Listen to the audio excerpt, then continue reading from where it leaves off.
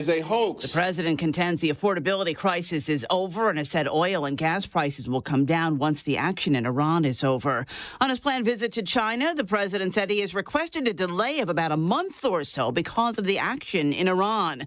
More than half the country under extreme weather alerts, blizzards burying parts of Michigan, Wisconsin, and Minnesota, Mid-Atlantic, and parts of the Northeast dealing with torrential rains, including Washington, D.C. The entire Washington, D.C. region is under a tornado watch until 7 p.m.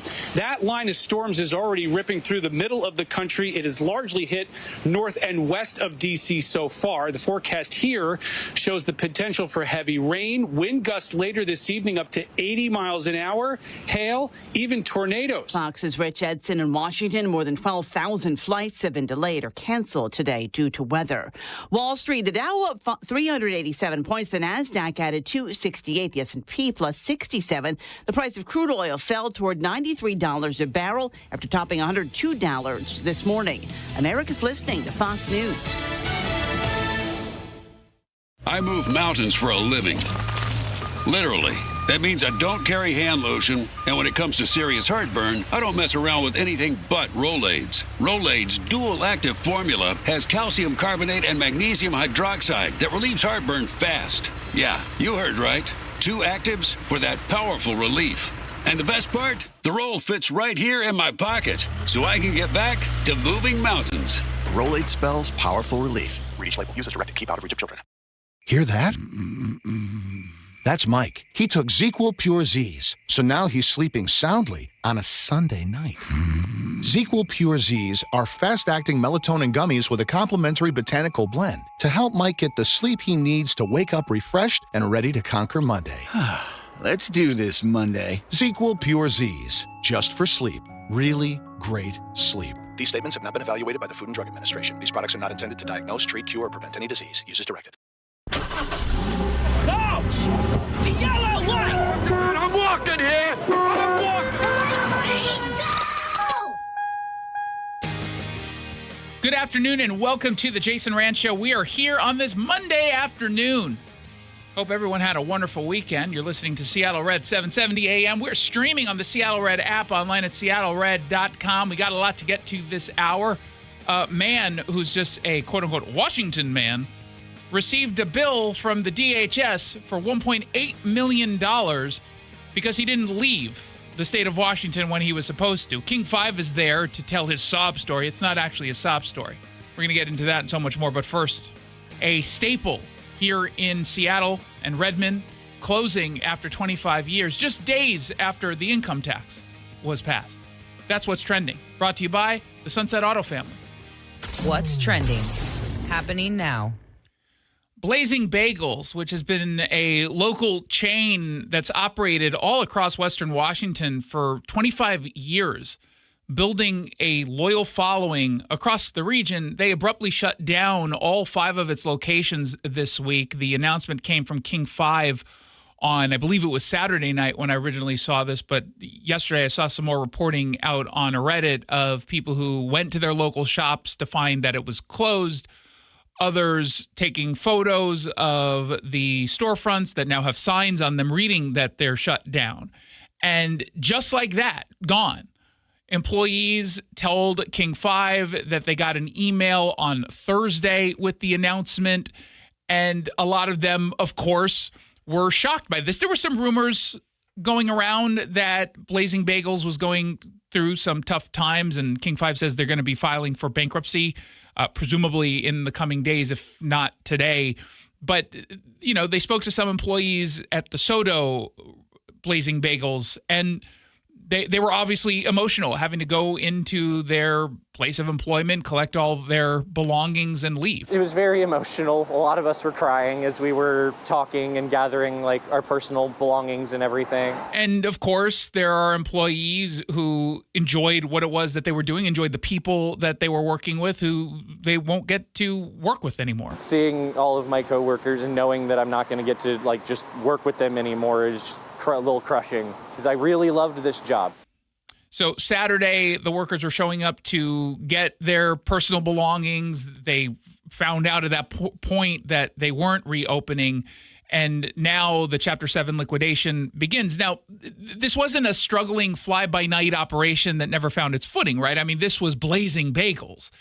I don't eat bagels, certainly haven't within the last year, as it's very carb heavy, but I've had Blazing Bagels before, and they've done some work in this building. I remember when our sister station was doing a fundraiser for Treehouse, which helps foster care kids. I was producing that years and years and years ago, and they were always happy to pitch in any way they could. And, sometimes it just meant bringing bagels down to the volunteers who were answering phones for, donations coming into Treehouse. And they were part of the community, but they've been here for a while. They've had stores, not just in Seattle, but they had it in Redmond, which I think is where they were based, Bellevue, Issaquah as well.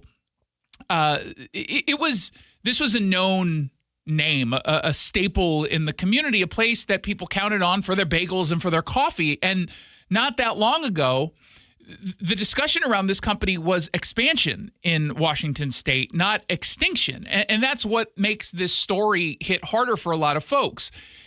They shared their message with great alarm from the staff members who I understand were frustrated. If they knew that things weren't going well, they should have said something so people could start looking for jobs. And while I understand that, I certainly sympathize with that position. And if I were in his position, I would hold that exact same viewpoint, right? No one wants the rug pulled out from under them. But sometimes that's easier said than done. And to me, it could indicate that this was a company that was struggling to get by in a very inhospitable environment, not wanting to pull the plug until they absolutely had to. But that is an important piece of all of this.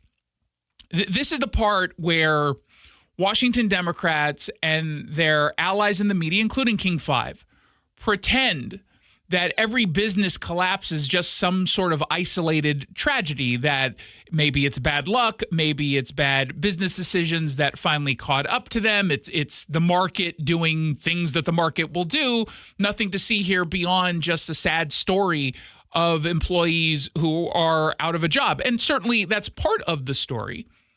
But they never want to acknowledge that there could be a connection to policies coming out of Olympia that make it harder and more expensive and, frankly, more miserable to run a business in the state of Washington.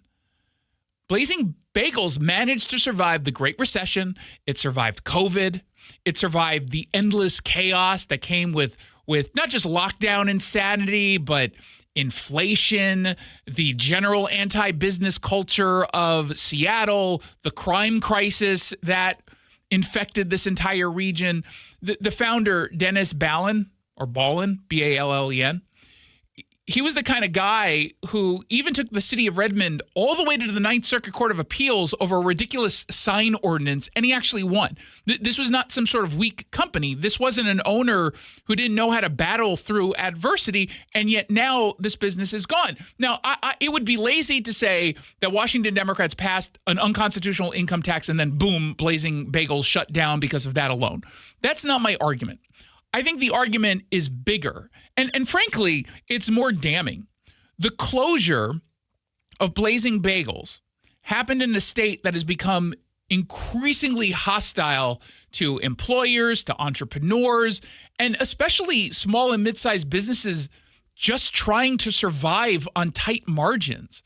I mean, food businesses in particular run on those razor-thin profit margins, and they are getting hammered from absolutely every direction. Labor costs are up, regulations pile up, compliance becomes a full-time job, rent is high, insurance is high, utilities are high, and supply costs are high.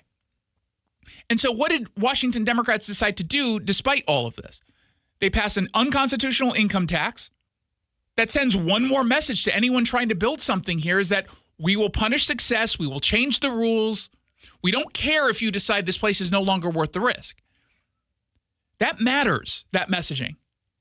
Even if the tax wasn't a direct cause of this bankruptcy, and again, I doubt that it was a direct cause. I think it is foolish and naive to believe that none of these policies at all contribute to the general environment that makes it more difficult to do business here. Because even if that tax wasn't a direct cause of any of this, it contributes to the broader instability. It reinforces the sense that Washington is no longer a place where business owners can plan with confidence. It tells investors in these businesses or operators, franchisees. It tells the family-owned companies that people running the state see them less as partners in economic prosperity and more as walking ATMs. And once that mindset takes hold, closures like this, they don't feel surprising. And that's the real story here. Another local institution is gone, and the people in charge keep acting like they have nothing to do with creating the conditions that make survival nearly impossible. They talk endlessly about equity. They talk about the importance of building community and uplifting workers' rights. But then businesses close and workers lose their jobs. Customers lose the place that they go to every morning for their morning breakfast. And neighborhoods lose part of their identity. But hey, at least Olympia got to feel morally superior while another business bites the dust.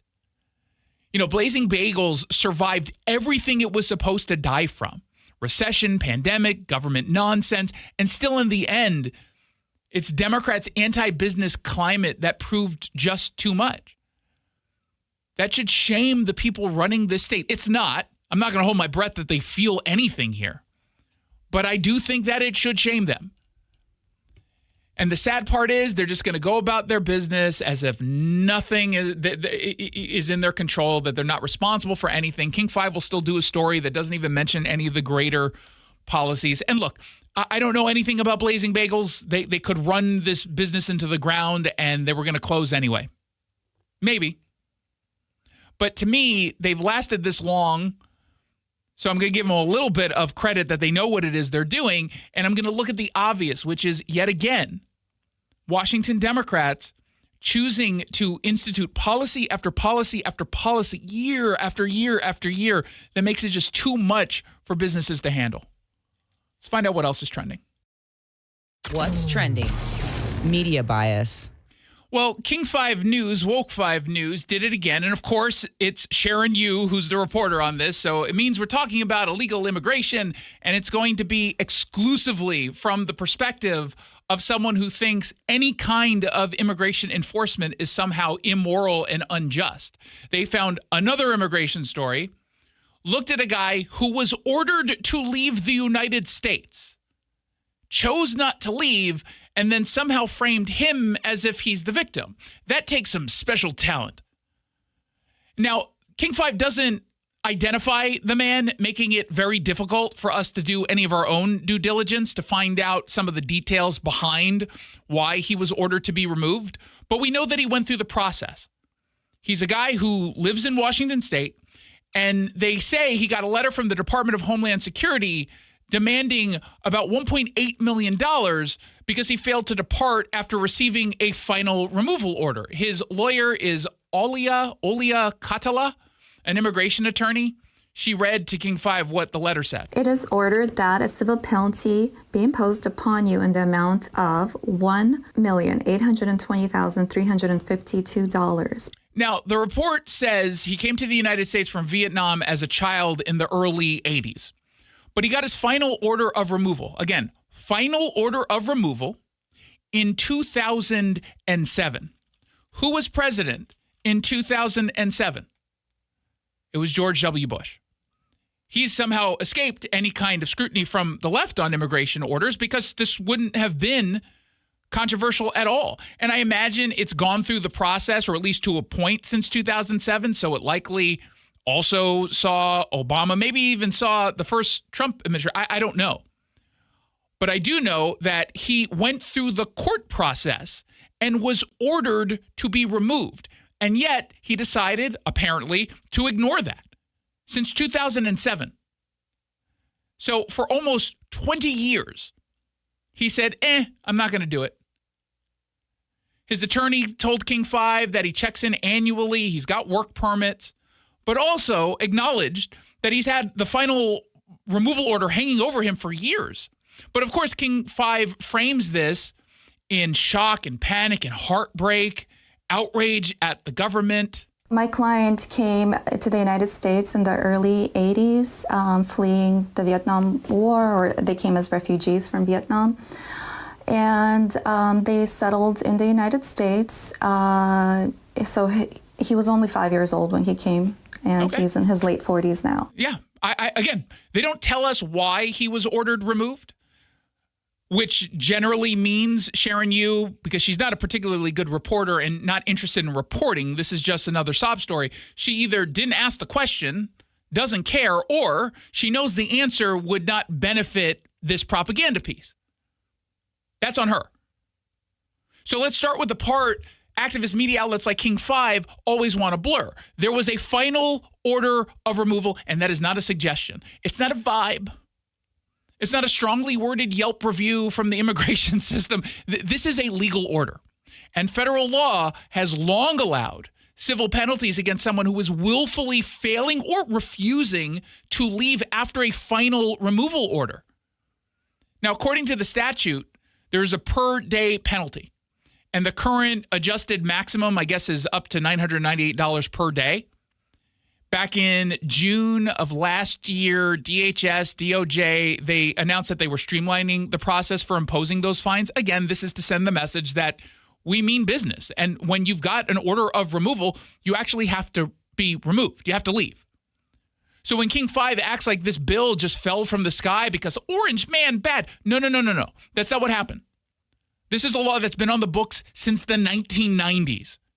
Their own report admits that. But what's changed is that the administration is actually using the law the way it was intended to. And that's what the left, in and out of the media, just cannot stand. Think about the pattern. Just think about this logically, or at least we'll try to think about this logically, because they don't really use any logic, it seems, on the left when it comes to this and so many other issues. But they get angry when ICE makes arrests. No matter the circumstances, they get angry. They get angry when judges issue removal orders, regardless, again, of the facts of the case. They get angry when Congress passes any immigration law. They get angry when the Department of Homeland Security enforces the penalties tied to those laws, tied to those removal orders, tied to an arrest. At some point, maybe just be honest and say what you mean, King 5. You want open borders. You want no consequences. You want immigration law to exist only on paper, I guess. So activists and sympathetic reporters like Sharon Yu can pretend that it's cruel when anyone actually enforces it. That's the game here. Is $1.8 million a huge bill? Of course it is. It's huge. It's enormous. It sounds crazy because it's supposed to sound crazy. It's called a deterrent. When the law says you can be fined daily for ignoring a removal order, and then you ignore that order for years, the number gets big. That's how math works. King 5 even talks about the fine, quote unquote, making sense mathematically, because the penalties can run up to $998 a day. Now, the attorney's argument is that her client can't leave because Vietnam won't issue travel documents for refugees. In the story, it says that. And says, again, he's remained here legally, quote unquote, with work permits. He does have a removal order, but he cannot leave. So he does have work permits, and he is here in the United States legally. He has had regular check-ins annually. Okay, fine. That's the strongest part of the story from his side. And we can acknowledge that. If there's a legitimate legal dispute over whether the fine should apply in this case, he can appeal. In fact, that's exactly what the attorney says people should do. She's telling them that. That's what I tell people. Don't panic. Just reach out to an immigration attorney because they know about this, and they can help you out. They can, you can appeal this process. Yeah, everything is appealable. We got it. But the process does exist, and he can use it. And yet, again, King 5 pretends that this is some sort of major scandal or controversy. Here's what I refuse to do, and what King 5 absolutely did. Pretends that the mere existence of a consequence is itself an injustice. No, it is not. And we have to completely reject that line of thinking.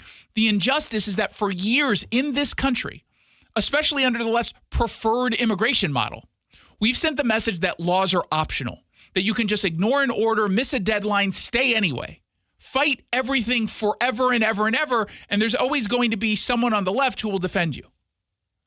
If the government finally says enough is enough, the media, at least King 5, rushes to the rescue with soft lighting and sad music and tells you the real villain is the system run by Orange Man. And this is why so many people are fed up. We're not confused about this. We understand fairness. We understand compassion. But we also understand that a country without borders and without any consequence whatsoever stops being a serious country. If a final order of removal means absolutely nothing, then what exactly are we doing? Why even have immigration courts? Why hold any hearing? Why have rulings at all? Why even have a process? Just put up a giant sign at the border like Joe Biden did, or Borders or Kamala Harris did, that says do whatever you want because eventually King 5 will find a way to make you into the victim. And that's why this story matters. Not because the bill is high, not because a man is upset. And again, maybe he's right to be upset. I don't know. They don't tell you the details in the story because that's not the intent of the story.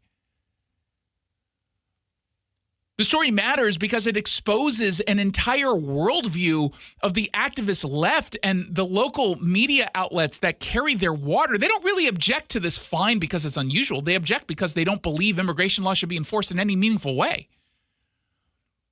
They want all the symbolism of law, but none of the consequences. But sorry, that's not how a functioning country works. You don't get to ignore a lawful order for years and then act stunned that there's a price attached. And King 5 doesn't get to pretend that it's some sort of random act of cruelty when the underlying law is real, that the penalty structure is real. The appeal process is real. If the bill's too high under the facts of the case, let the court sort it out. Okay, fine. But the broader point stands that laws without consequences aren't actually laws. They're just, suggestions? And if the left hates the arrests and hates the court orders and hates the penalties, maybe they should finally stop dancing around it and just admit it. They want open borders. They don't want any enforcement. They don't want any consequences. Just own that. Just own it instead of having people like me have to explain this all. But the fact of the matter is, the rest of the country wants borders and enforcement and consequences. We can have conversations about the nuances about individual cases. Sharon Yu and King 5, they're not interested in that. This is nothing more than propaganda. That's it. That is quite literally all this story is. And boy, Sharon Yu, she's staying busy. She's got one of these stories almost every single day. And when her name is attached as the byline of any report from King 5, just know you're not getting the full story. You're not even getting a news report. You're getting propaganda. She is the worst. Absolutely the worst. 1-800-465-8770 for your texts. 1-800-465-8770.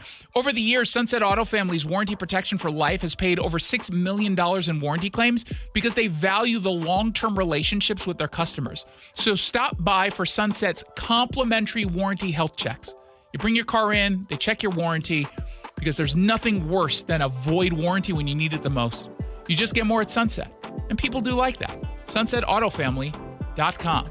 When we come back, the latest out of Iran. Plus, speaking of propaganda, James Tallarico is undoubtedly the new Beto O'Rourke, who was the OG Stacey Abrams and Amy McGrath. We'll get into those stories and more when we come back on the Jason Rantz Show.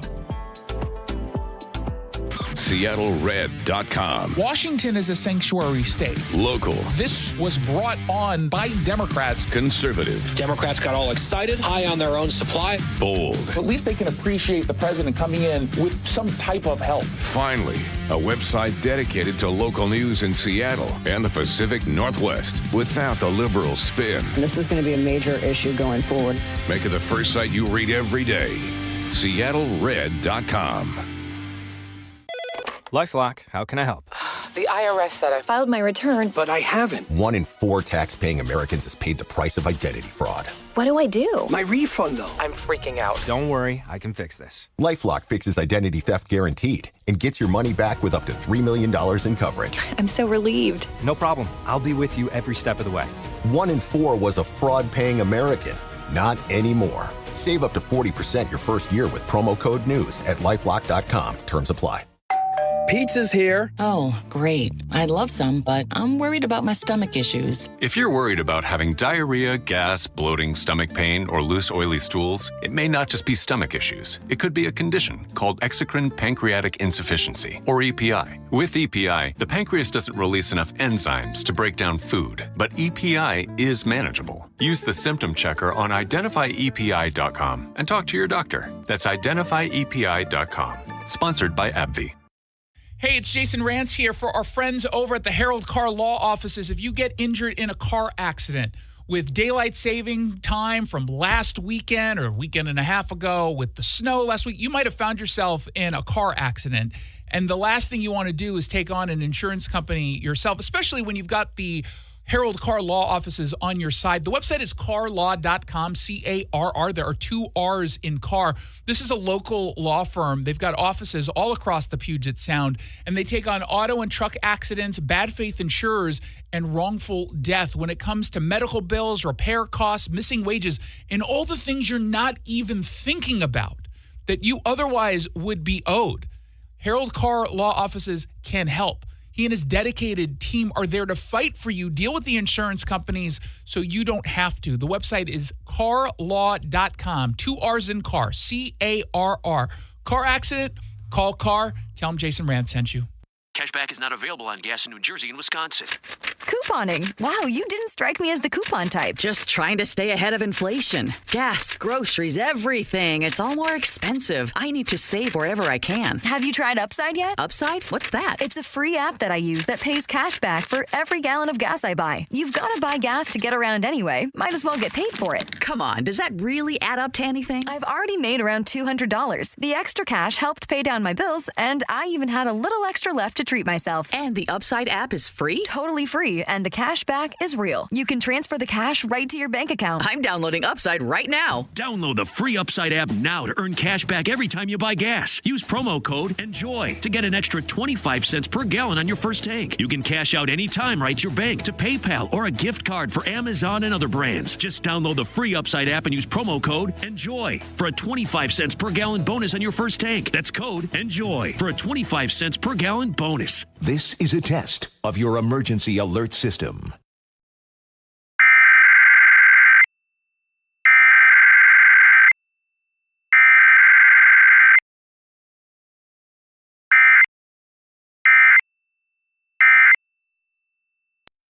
Meet Morgan Jones. Morgan is about to step into a world unknown to most, thanks to Progressive's Renters Insurance, a place of fresh linens and turn-down service. You see, Morgan temporarily vacated her apartment and has gone to a hotel because a pipe burst in her apartment. A pipe that made her sense of reality and apartment ceiling all come crashing down. Luckily, Morgan checked into Progressive's Protection Zone. Get a quote at Progressive.com. Progressive Casualty Insurance Company, affiliates, and third-party insurers. This is the story of the one. As a procurement manager for a hospital system, she keeps every facility in her network stocked and ready. That's why she counts on Grainger to be her single source for thousands of products, from disinfectants to lighting, air filters, and more. And with fast, dependable delivery, Grainger helps her keep every facility stocked, safe, and running smoothly. Call 1-800-GRAINGER, click Grainger.com, or just stop by. Grainger, for the ones who get it done.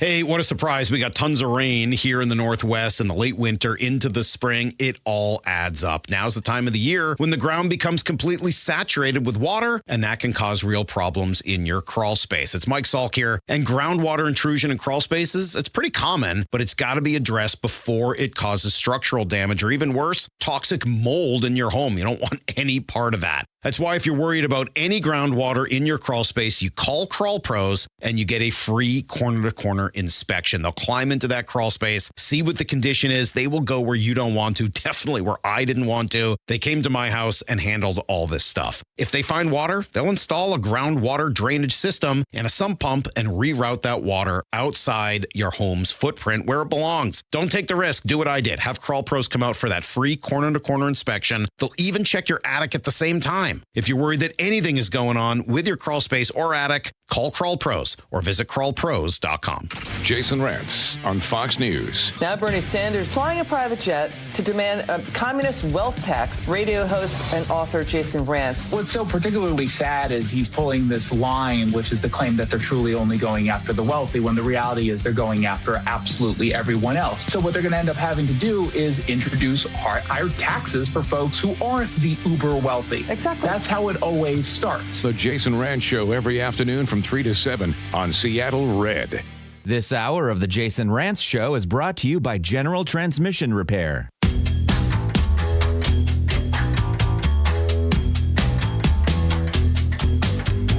Welcome back to the Jason Rantz Show on Seattle Red 770 AM, streaming online at seattlered.com. We got a lot to get to in the world of Iran and some of the claims that were made on the Sunday shows yesterday. But before that, I want to dive into an interview that Joe Scarborough did with the founder or CEO, I guess, of Axios, Jim Vandehei, I think his last name is. I see him on from time to time, and I see his clips somewhat frequently. He tries to be the sort of down the middle, like Axios, tries to be down the middle, but clearly slants pretty hard to the left. But when you go on with Morning Joe, it kind of forces you to get even further to the left, because Morning Joe has gone completely off the deep end. Joe Scarborough has, a guy who formerly was a quote-unquote Republican. But they were talking about James Tallarico, the state representative from Texas, who is the Democrat running for Senate, against John Cornyn. I know people want to believe that Ken Paxton is going to get to that. He's not. Ken Paxton is just causing problems, frankly, for the Republicans. And, I'm always of the opinion, especially in Texas, that is it possible that it's not a deeply red state because of places like Austin, and perhaps there's some voter apathy? And, in some cases, some Republicans, kind of like the Republicans here in Washington, just kind of feel jaded when they don't have someone who is as far to the right as we can be. I always have that as a caveat. But generally, I look at Texas, and for the longest time, Democrats in and out of the media have told us that they can turn Texas blue. They've wanted to turn Texas blue because symbolically it would be really important for them, and it would give them, control over a state that they've never had real control over outside of, small elections here or there at the hyperlocal level. But they've been pushing this talking point that Texas is going to turn blue every election since, I think, Obama. It might have started a little bit after that. I certainly paid more attention starting in 2020. And they kept pushing candidate after candidate after candidate. We keep getting told, for example, that James Tallarico has a shot, just like we were told that Beto O'Rourke has a shot, not just once, but twice, running for Senate and then for governor. And they really tried to create him into this threat.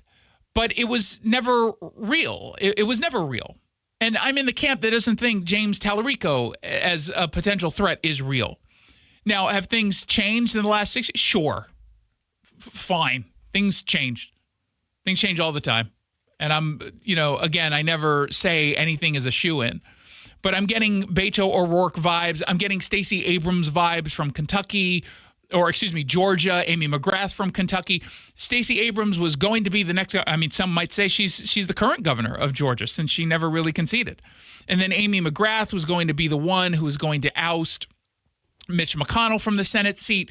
They built these people up on the left in media only to create the idea of, the potential that they could win. And hopefully they wanted to create a panic amongst the Republicans to spend a whole bunch of money that they otherwise would not have spent. And for the most part, that hasn't actually gone to, maybe in Georgia with Stacey Abrams a little bit, but I don't recall Ted Cruz really panicked. And I don't recall Greg Abbott, the current governor of Georgia, panicked. John Cornyn is a little bit weaker amongst Republicans, so maybe there's a little bit of concern. But listen to the way they talked about this on Morning Joe. I have never seen Republicans obsess about anybody since Barack Obama first emerged on the scene. I'm not comparing him. I'm not saying Texas is not fool's gold. For Democrats, it probably still is. But there is a massive meltdown on Tallarico, the likes of which I haven't seen since. He's going to explain why in a second, but this idea that there's a meltdown is so unbelievably stupid. This is a guy who has been propelled into the mainstream media, and Republicans are calling him out, which is what you would normally expect to have happen. To say that any Republican is obsessed with James Tallarico is absurd. We're just responding to the massive amount of free propaganda publicity he's getting. That's about it. Barack Obama first came onto the scene. There's just this singular focus, and I think they don't like him because he actually does, even if they disagree with him on a couple of things, he knows the Bible. No, he really doesn't. This is a guy who doesn't really know the Bible. He might have memorized portions of the Bible so he can give off the impression that he's some sort of, Christian, down-to-earth Texan. But no, this is a guy who defends abortion, who uses faith to advocate for open borders. This is a guy who doesn't seem to actually believe in the importance of a monotheistic God. So it's just so silly because he memorized some Bible verses and brings up the Bible that he knows it.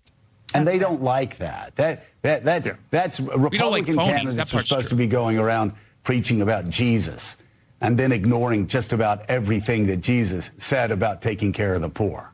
And he's a super talented politician. He's obviously overperforming in a state that's usually tough for Democrats. Is he overperforming? You're talking about a midterm Democratic primary. Is he overperforming? He ran up against a joke of a candidate in Jasmine Crockett, who the left tried to pretend was the future of the party. I mean, she essentially gave up her congressional seat because she bought into the hype that left-wing media put upon her because she was talking out against the Trump administration. They loved that. And so they decided to back her. But she was a weakened. We said from day one that she had no chance whatsoever in becoming the next governor or senator or anything out of Texas. And as you said, he's really good at talking about faith and talking about how his policy is grounded in faith. But they're not grounded in faith. He's a total phony, and anyone who pays even casual attention to his claims knows that. And there is a lot of hypocrisy happening in the Christian movement in terms of their tone and being in conflict with what the Bible actually says. I will say there's still this interesting divide in MAGA. Like at the MAGA leadership level, they are definitely breaking with Trump on Iran, the Epstein files, everything else. That is not true. That is not true. Maybe a little bit different when it comes to Epstein. We'll talk about that maybe in a second. But this idea that the MAGA base is breaking with Trump on Iran is completely fabricated. That is a fabricated talking point. It is not based in any reality. What they're doing is confusing intentionally the likes of like Candace Owens or Megyn Kelly and Tucker Carlson, some loud people on X who identified as MAGA at some point, saying that they're against the action in Iran. Literally every single poll from any major organization shows that MAGA supporters and Republicans in general overwhelmingly support the move. I think the lowest number I saw was 77% amongst Republicans. That was, I believe, a CBS poll. But that same poll had 84% MAGA support for Iran. So this idea that, there's huge, they're breaking with Trump, that is just not true. That is 100% factually inaccurate. But the voters and the members of Congress are still with him, no matter what. It's almost like there's three types of Republicans now. There's a kind of your establishment Republican. And by the way, I love it when I'm being lectured on what kind of Republicans there are from Democrats who definitely have our back and want to see a strong Republican Party. There's your Tucker Carlson MAGA, and then there's just... Tucker Carlson is not MAGA. He is not MAGA. Trump is MAGA. Trumpians, that whatever he believes, they believe. Exactly. Okay, so now MAGA no longer means MAGA. Now he's splitting up MAGA into Trumpian and MAGA, which apparently is defined by Tucker. See those people supporting him on Iran, despite the fact that Joe Rogan and Tucker Carlson and go down the list of every popular MAGA podcaster have turned on the war. They're with him, not them. And that mesmerizing hold that he has over the voter, and then they're... I can't. I'm done. I don't want to hear. It's just bad faith. It's just completely bad faith. Speaking of which, Congressman Adam Smith was on, I think, what was it? It was with Martha Raddatz, so ABC News. And he's, doing this really silly talking point that we've heard from folks on the left. We played a clip from someone else on Friday. I forget who it was.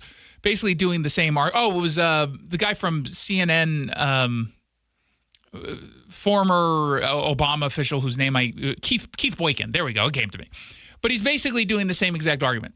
So she asked him, Martha Raddatz asked Congressman Smith of Bellevue his response to some of the attacks we've seen on our own soil from Islamist extremists who are using the attacks in Iran as a way to exact revenge by killing Americans. They're trying to target as many Jews as humanly possible, which again kind of shows you the threat that we have on our own home turf. But his response was essentially saying, almost like they were justified, that we were asking for it. He doesn't say it quite in those words. Thankfully, he's smart enough not to say it that way. But that's effectively his argument. Well, it's exacerbated the problem without question. I think it would be wrong to say it sparked it. We've seen these attacks before this war. I mean, we have a long-running problem with very terrorist organizations associated with ISIS trying to strike us here on our own soil. We need to be prepared for those. We need to look at what the Justice Department, the FBI are doing to protect us from that. So this isn't a new phenomenon, but without question, this has been ramped up because of the war in the Middle East that has brought in, some 14 countries have been attacked in one way or another. This war and this conflict is without question spreading right now. Okay. So this whole idea that it exacerbated it, the way he's talking about it, because this is a guy who is against any sort of military action. He's taken the position that we weren't threatened. He's basically Senator Mark Warren and Chris Murphy as a congressman, a snake of a guy who used to be somewhat reasonable, despite, him and I disagreeing ideologically, but he's facing Shama Sawant for his reelection campaign. She's a socialist from Seattle, and he feels like this is potentially his to lose because of the threat of the progressive base. So he's trying to placate them by taking these new positions that I don't think he's previously held. But his central argument still makes the case of, and I won't say that he in that claim believes that they're justified in their attacks. I don't think that that's fair. But I do think he is arguing that this silly notion is a valid one, that we can't ever do anything in our own best interest when dealing with terrorist sponsors or terrorist state sponsors, because it could lead to some blowback here at home. He's obviously correct in noting that we have a problem in this country. It turns out having 4 years of open borders allowing crazy people to come into this country probably was a mistake, Adam Smith? But we obviously have terrorists in this country and terrorist sympathizers in this country. Some of them are American-born. Many of them are not. If we were to say, well, as a criticism for going to war, well, it could exacerbate the problem. Yeah, I'm sorry, but that's not a reason why we would not want to engage militarily when it's within our best interest to do so. Otherwise, we are giving terrorists the power to dictate foreign policy. You can't ignore, right, the potential consequences, quote unquote, as some people inartfully on the left want to put it. But this idea that we basically need to not do anything because it could upset some terrorists here, sorry, no.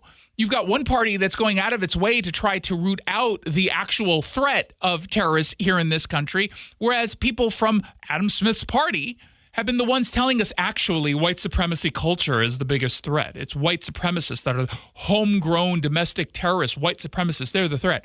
Yeah, no, but they were never the threat. They're a threat, I suppose, but they're not the threat.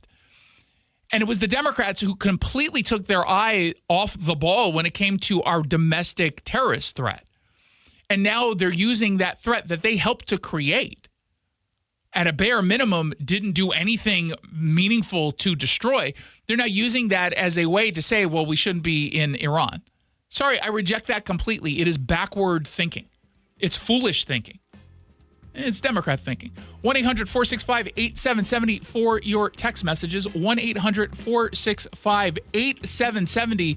You're listening to The Jason Rantz Show. When we come back, Brendan Carr, FCC commissioner, got a little bit of trouble for another statement he made that the left is intentionally, I think, taking completely out of context. We'll get into that and so much more when we come back on The Jason Rantz Show. I had pain, I had numbness in my feet. That pain and that numbness just got worse and worse and worse as time went on. This is Greg describing life with neuropathy. I went to 5 podiatrists, tried different treatments, tried different orthotics, tried different shoes, had cortisone shots in the tops and the bottoms of my feet. Saw a neurologist. All my medical doctors said, can't help you. Live with the pain. You're not going to be able to sleep. This is your life. And then I just gave up until I found Sound Pain Solutions. I'm Dr. Mark Shelley, a chiropractic physician and board-certified functional neurologist at Sound Pain Solutions. Our neuropathy treatments can rehabilitate damaged nerves. We use FDA-cleared, non-surgical, drug, and pain-free procedures that help neuropathy sufferers like Greg find relief. I feel better. I mean, just feeling better is huge. If you experience numbness, shooting or burning pains, or loss of balance, call us. Sound Pain Solutions, 855-996-0025 or click soundpainsolutions.com. Is it time to get your home sold? Nick Southard with Upgrade Realty here. Selling hundreds of homes around the Sound for over 25 years has taught me presentation is everything. And with my luxurious marketing, you'll attract tons of buyers, sell fast at top dollar, and net more money. Because Upgrade Realty will save you thousands in fees for only 1% listing commission. To learn more, visit upgraderealty.com. Upgrade your listing for 1%. Upgraderealty.com. Jason Rantz here. Apparently, researchers have found a direct correlation between daylight saving time and an increase in car accidents. When we lose that hour of sleep, reaction times drop. Drivers get groggy, crashes spike.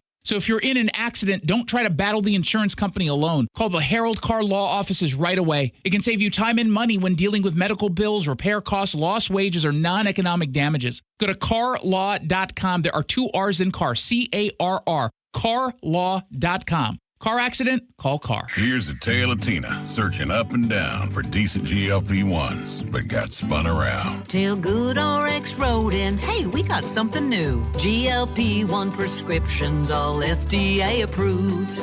Brand name meds, no flags that are red. Clear pricing from the start. None of those hidden fees in your cart. Delivered to your door or pick up same day. Darn tootin'. Save time and money on prescriptions. Hot foot it to goodrx.com/weight loss. GoodRx is not insurance.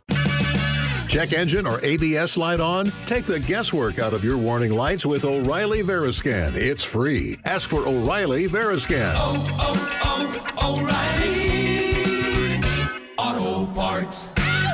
Every business starts with an idea. With smart business buying from Amazon Business, get everything you need to grow in one familiar place. From office supplies to IT essentials and maintenance tools. Ready to bring your visions to life? Learn how at AmazonBusiness.com. SeattleRed.com, the only place for local news. He's using this, the mayor, without the liberal spin. to try to push back against National Guard coming to Portland to tackle crime and immigration. Sign up for the newsletter and get the very latest local conservative news, opinion, exclusive video content, and more delivered right to your inbox every day. We have got to stop entertaining this victim mentality. Make it the first site you read every day. SeattleRed.com. Welcome back to the Jason Rantz Show on Seattle Red 770 AM, online at seattlered.com, which I hope you'll check out for news and opinion without any of the left-wing spin. Let's clarify right at the top. FCC Chairman Brendan Carr did not, despite what some on the left are telling you, threaten broadcasters' licenses because they weren't supportive enough of President Trump's action in Iran. That is lazy, dishonest, and totally typical. Because there are some folks, many folks on the left who are just simply broken by Donald Trump, and anything that anyone even aligned with him says, they will take completely out of context. And this is intentional. Left-wing media wants you to believe that he said he would take a license away from a public broadcaster because they weren't supportive of President Trump. What he actually said was aimed at broadcasters that are running hoaxes, news distortions intentionally. He was talking about broadcasters airing literal fake news. And he said that they have to correct themselves before license renewals because they have to act in the public interest. That is according to the law. That is according to the FCC mandate. He was specifically referencing hoaxes. He uses the term hoax. He talks about that directly. And even in some of the reporting that is mischaracterizing what it is he said, when they give out the full quote, it's pretty clear what he's talking about.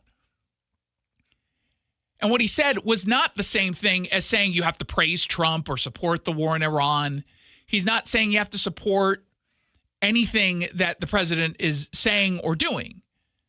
It's not even the same thing as saying criticism is illegal, and that distinction matters. He's not talking about that. Because the rest of the left-wing media depicting him as such, it's just a lie. It's that panic industrial complex that gave off the impression that Brendan Carr said, be nice to Trump or I'm going to shut you down. That's not what he said.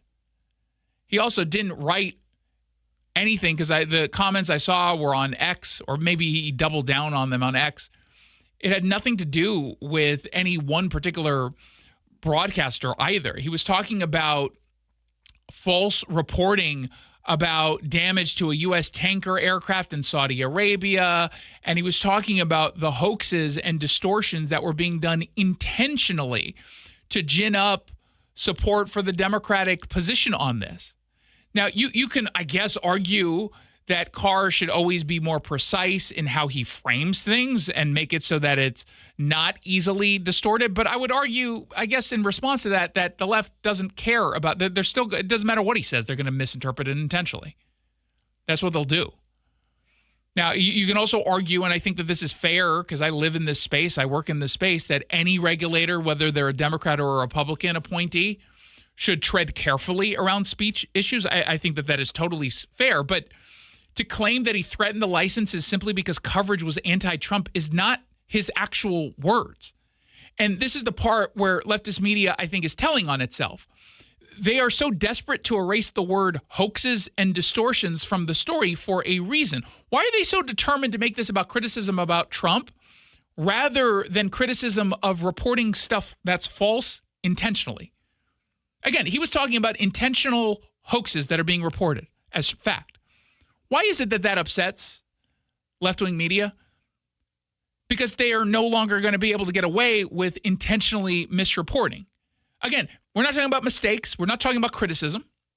We're not even talking about partisan coverage. We're talking about lying, malicious hoax stories.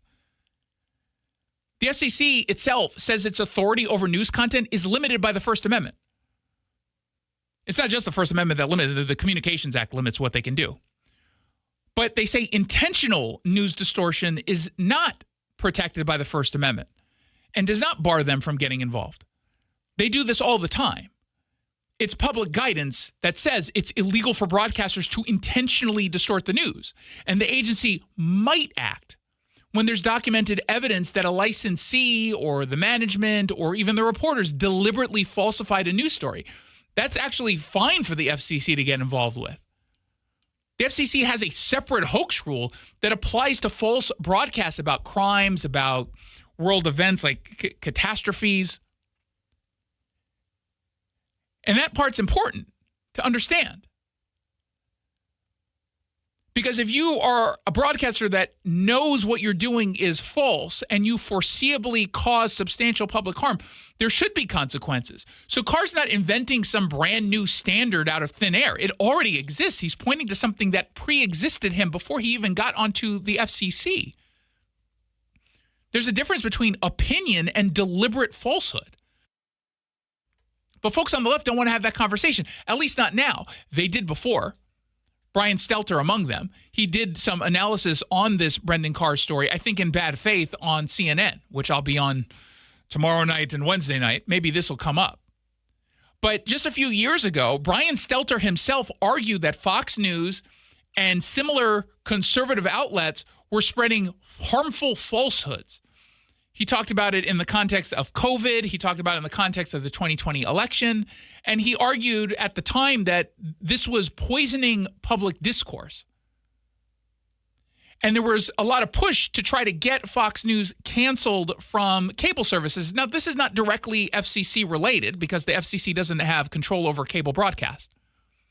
But he was defending the folks who wanted to censor Fox News because they reported things that folks didn't like. Or in the claims of people like Brian Stelter were reporting on hoaxes, things that they knew were false.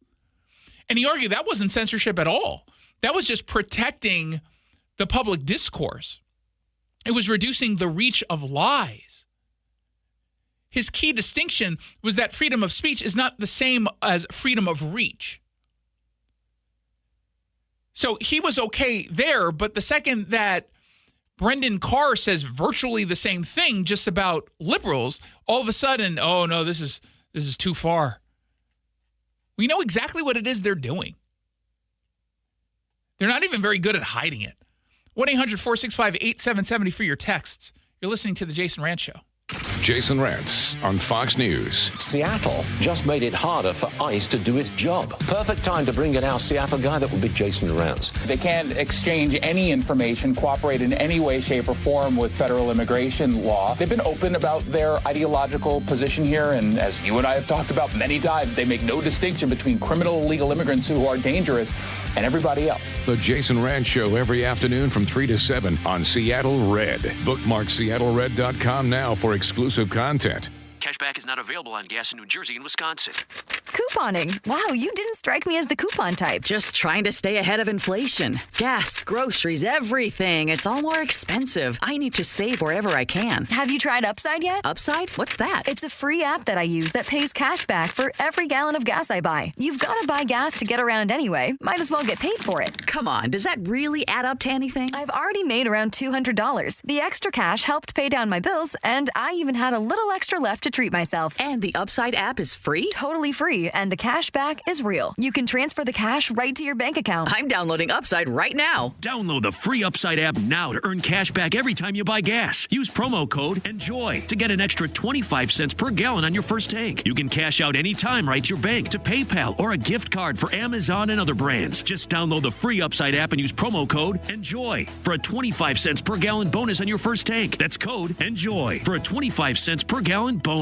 Considering a new car due to a failing transmission? Financing rates are through the roof. Before you spend thousands on a new car, call General Transmission Repair, the experts at repairing transmissions and saving you money. GeneralTransmission.com or 206-878-5759. You know, retirement is supposed to be a time of rest and relaxation. But every week I get calls from seniors who are stressed out because their cost of living keeps going up. They love their home and they want to stay in it, but they're struggling with rising property taxes, monthly bills, and monthly mortgage payments if they have one. Hi, I'm Steve Teitler, owner of Best Mortgage, a local family-owned company. I specialize in the reverse mortgage, which allows seniors to tap into your home equity for tax-free cash to pay off your mortgage, pay off debts, and maybe put some extra money in the bank.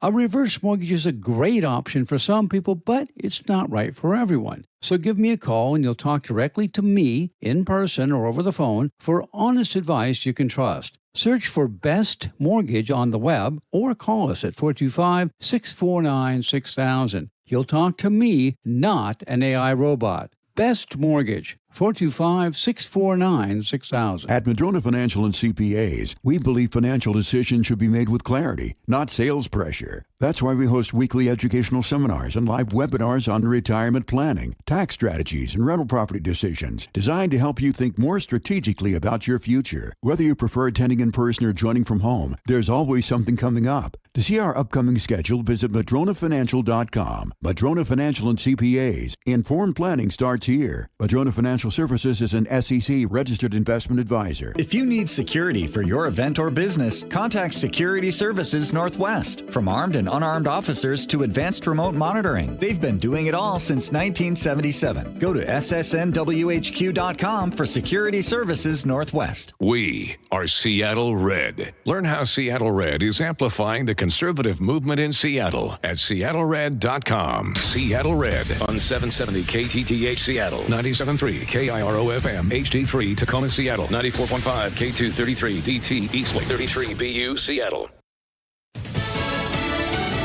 Millions in the path. I'm Lisa Lacera, Fox News. The upper Midwest getting hammered with a late winter storm. Over the past 3 days, we have seen 3 feet of snow falling in some parts of the UP of Michigan and in the northern parts of Michigan. Looking into Green Bay, Wisconsin, this has been the biggest snowstorm for them in 138 years, and it's still not over. We still have those blizzard warnings in place through the rest of this evening and also overnight into early on our Tuesday morning.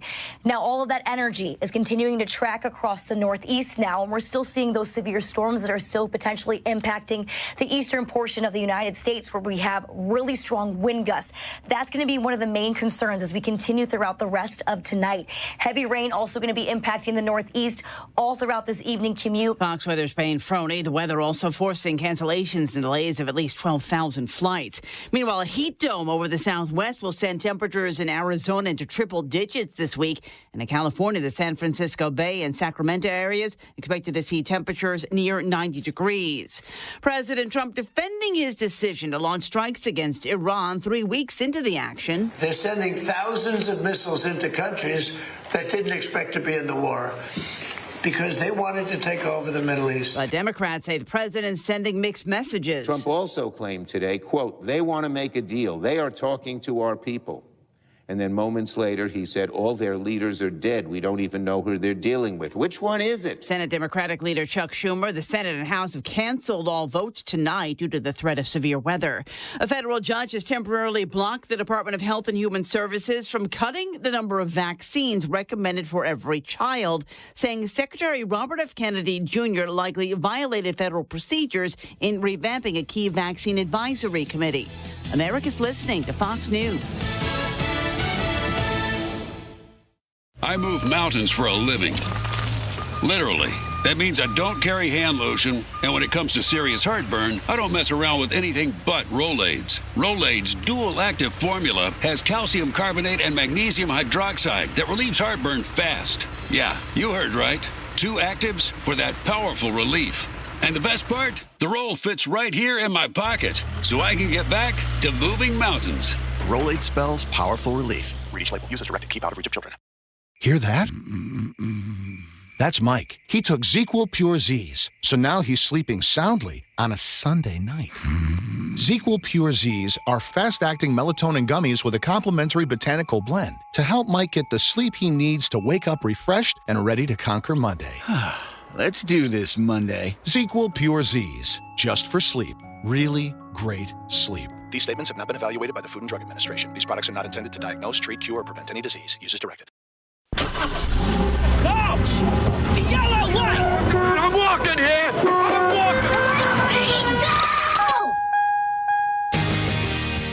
walking! Good afternoon and welcome to the Jason Rantz Show. We are here on Seattle Red 770 AM. We are streaming on the Seattle Red app. We got a lot to get to. Travis Couture stops by. He's running for re-election. He's one of the most important pieces of what Republicans have in our arsenal in Olympia. He'll explain what's on the line. But first, did Starbucks really properly sell how significant what it is they're doing in Nashville is? That's what's trending. Brought to you by Legacy Group Capital, Common Sense Lending. What's trending? Starbucks. The big news just last week was that Starbucks expanding in Nashville is kind of important for this region. They made the announcement that they're moving some jobs to a new corporate space out in Nashville. And it wasn't entirely clear how many jobs, but we were told, especially by Democrats who didn't want us to note this story at a time where they had just passed an income tax unconstitutionally, that it wasn't that big of a deal. This is just part of strategic growth for Starbucks. I wouldn't look too much into it. But there was an article out of Nashville at a local newspaper, I think the Chronicle, something like that, the CoStar, I guess it's called.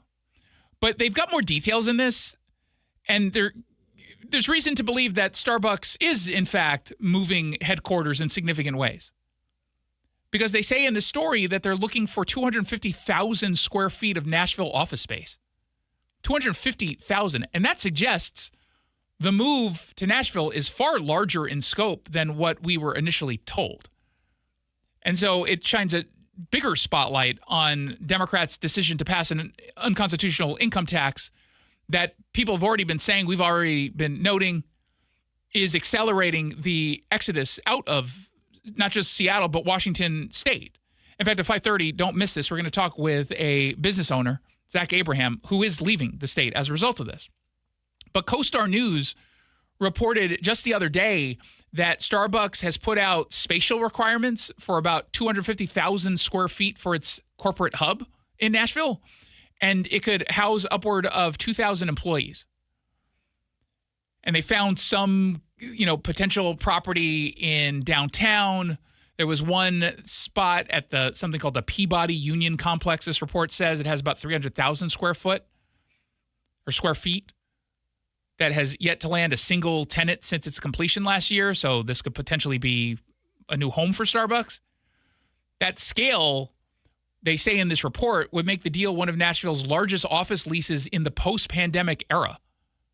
Now, Starbucks hasn't commented. The real estate search CBRE, they haven't commented on this. But when Starbucks announced this decision about a week and a half ago or so, it framed this as a supply chain consolidation play, and this is just a strategy in growing in the Southeast.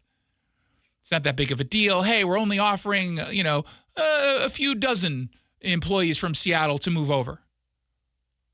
But when you hear 250,000 square feet of office space, that obviously tells a little bit different of a story about expansion. And it's impossible to ignore the timing of all of this. Same thing with Blazing Bagels announcing that they were going to close. We talked about it last hour. We'll do it again at 6 o'clock. But it's hard to ignore these decisions that are made at this time. I mean, Democrats just passed a state income tax. Businesses warned about this. They screamed about this. They said we're already struggling to retain big employers. Tennessee has no income tax, and you're getting rid of a key perk to doing business in Washington. We had on this show Taylor Riggs from Fox Business a couple weeks ago saying that, the writing's been on the wall for a while now.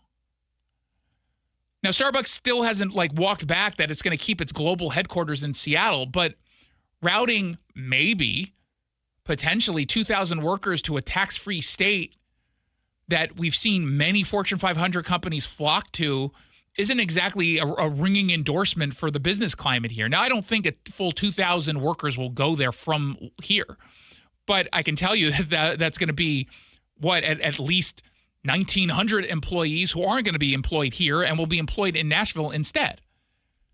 And this is one more decision by business following the footsteps of Amazon, FedEx, Oracle. They've planted corporate offices in Nashville. And part of the reason why is because it's affordable, it's safe, they've got a diverse job market, there's no income tax. So again, they can pretend that this is just Nashville getting lucky and Starbucks making a minor move. It doesn't seem that way to me. It seems quite the opposite. Let's find out what else is trending. What's trending? Legal. A federal appeals court just refused to reconsider a ruling that forces the Olympus Spa in Linwood to admit biological males who identify as women. And again, this is a nude women's spa. We've talked about this for, it feels like a few years now, I think at least a couple years. This is now going to undoubtedly get to the U.S. Supreme Court, not the state Supreme Court, but the U.S. Supreme Court. Olympus Spa v. Armstrong is essentially a court case about whether or not you can compel a religious business owner that provides services for women. Can you force them into accepting, under the state's anti-discrimination law, biological men? The Ninth Circuit Court of Appeals denied a rehearing of this case. This originally went to a three-judge panel on the Ninth Circuit. They appealed that to the full panel, and they said, although it wasn't overwhelming, they said, no, we're going to keep this the way it is. A judge by the name of Lawrence Van Dyke wrote the lead dissent, and he did not waste a single syllable in softening his view on this. He said, this is a case about swinging bleeps, male appendages. The Christian owners of Olympus Spa, a traditional Korean women-only nude spa, understandably don't want them in their spa. Their female employees and female clients don't want them in their spa either. But Washington State insists on them. And now so does the Ninth Circuit. In this ruling, which we've got linked to over at seattlered.com, Judge Van Dyke accused, quote, woke regulators and complicit judges, end quote, of ignoring the real harm that's done when you've got rulings that are distancing themselves from any semblance of fairness for women and girls. Now, a lot of his colleagues, 28 in fact, were not happy with what he wrote because he said swinging bleeps. And some of the critics include people on his side. But the senior circuit judge, Margaret McKean, she issued a statement calling the language, quote, vulgar barroom talk, saying that it, quote, demeans this court. Two additional judges said, we're better than this. But I'm glad Judge Van Dyke did what he did. In fact, he responded, he fired back at the criticism that claiming his colleagues display, quote, the fastidious sensibilities of a Victorian nun when it comes to mere unpleasant words. But, he points out, they ignore the government trampling on religious liberties and exposing women to male genitalia. So kudos for this judge for stepping up and saying what needed to be said. He did it in a way that guaranteed that this was going to get news coverage. And it did get a lot of, I remember Friday night into Saturday, this story was all over the place. I just wish it had come out during our show. But we got it now. The story is up at seattlered.com. I hope you'll check it out, seattlered.com. Let's find out what else is trending. What's trending? Dum alert. Senator Cory Booker and some other Democrats are trying to deflect on their decision to close down funding for the Department of Homeland Security. Both were called out on this by, kudos to them, by left-wing journalists. It was Adam Schiff, Cory Booker, and some others who decided to wade in on this. They were asked about it. On Meet the Press, Schiff was asked about this, and she again framed it, I think, in a reasonable way. Kristen Welker is over at NBC saying, "Is it responsible for Democrats to do that?" And you got the same talking point from Schiff that Jake Tapper from CNN ended up getting from Cory Booker. Isn't it time for Democrats to reopen and refund DHS? So first of all, Democrats have tried multiple times to try to get TSA, CISA, the Coast Guard funded. Republicans have refused time and time again to fund. Yeah, they want the whole agency funded. They want the whole agency. He says that as if that's the wrong position to take. Republicans want this all funded for some very obvious reasons.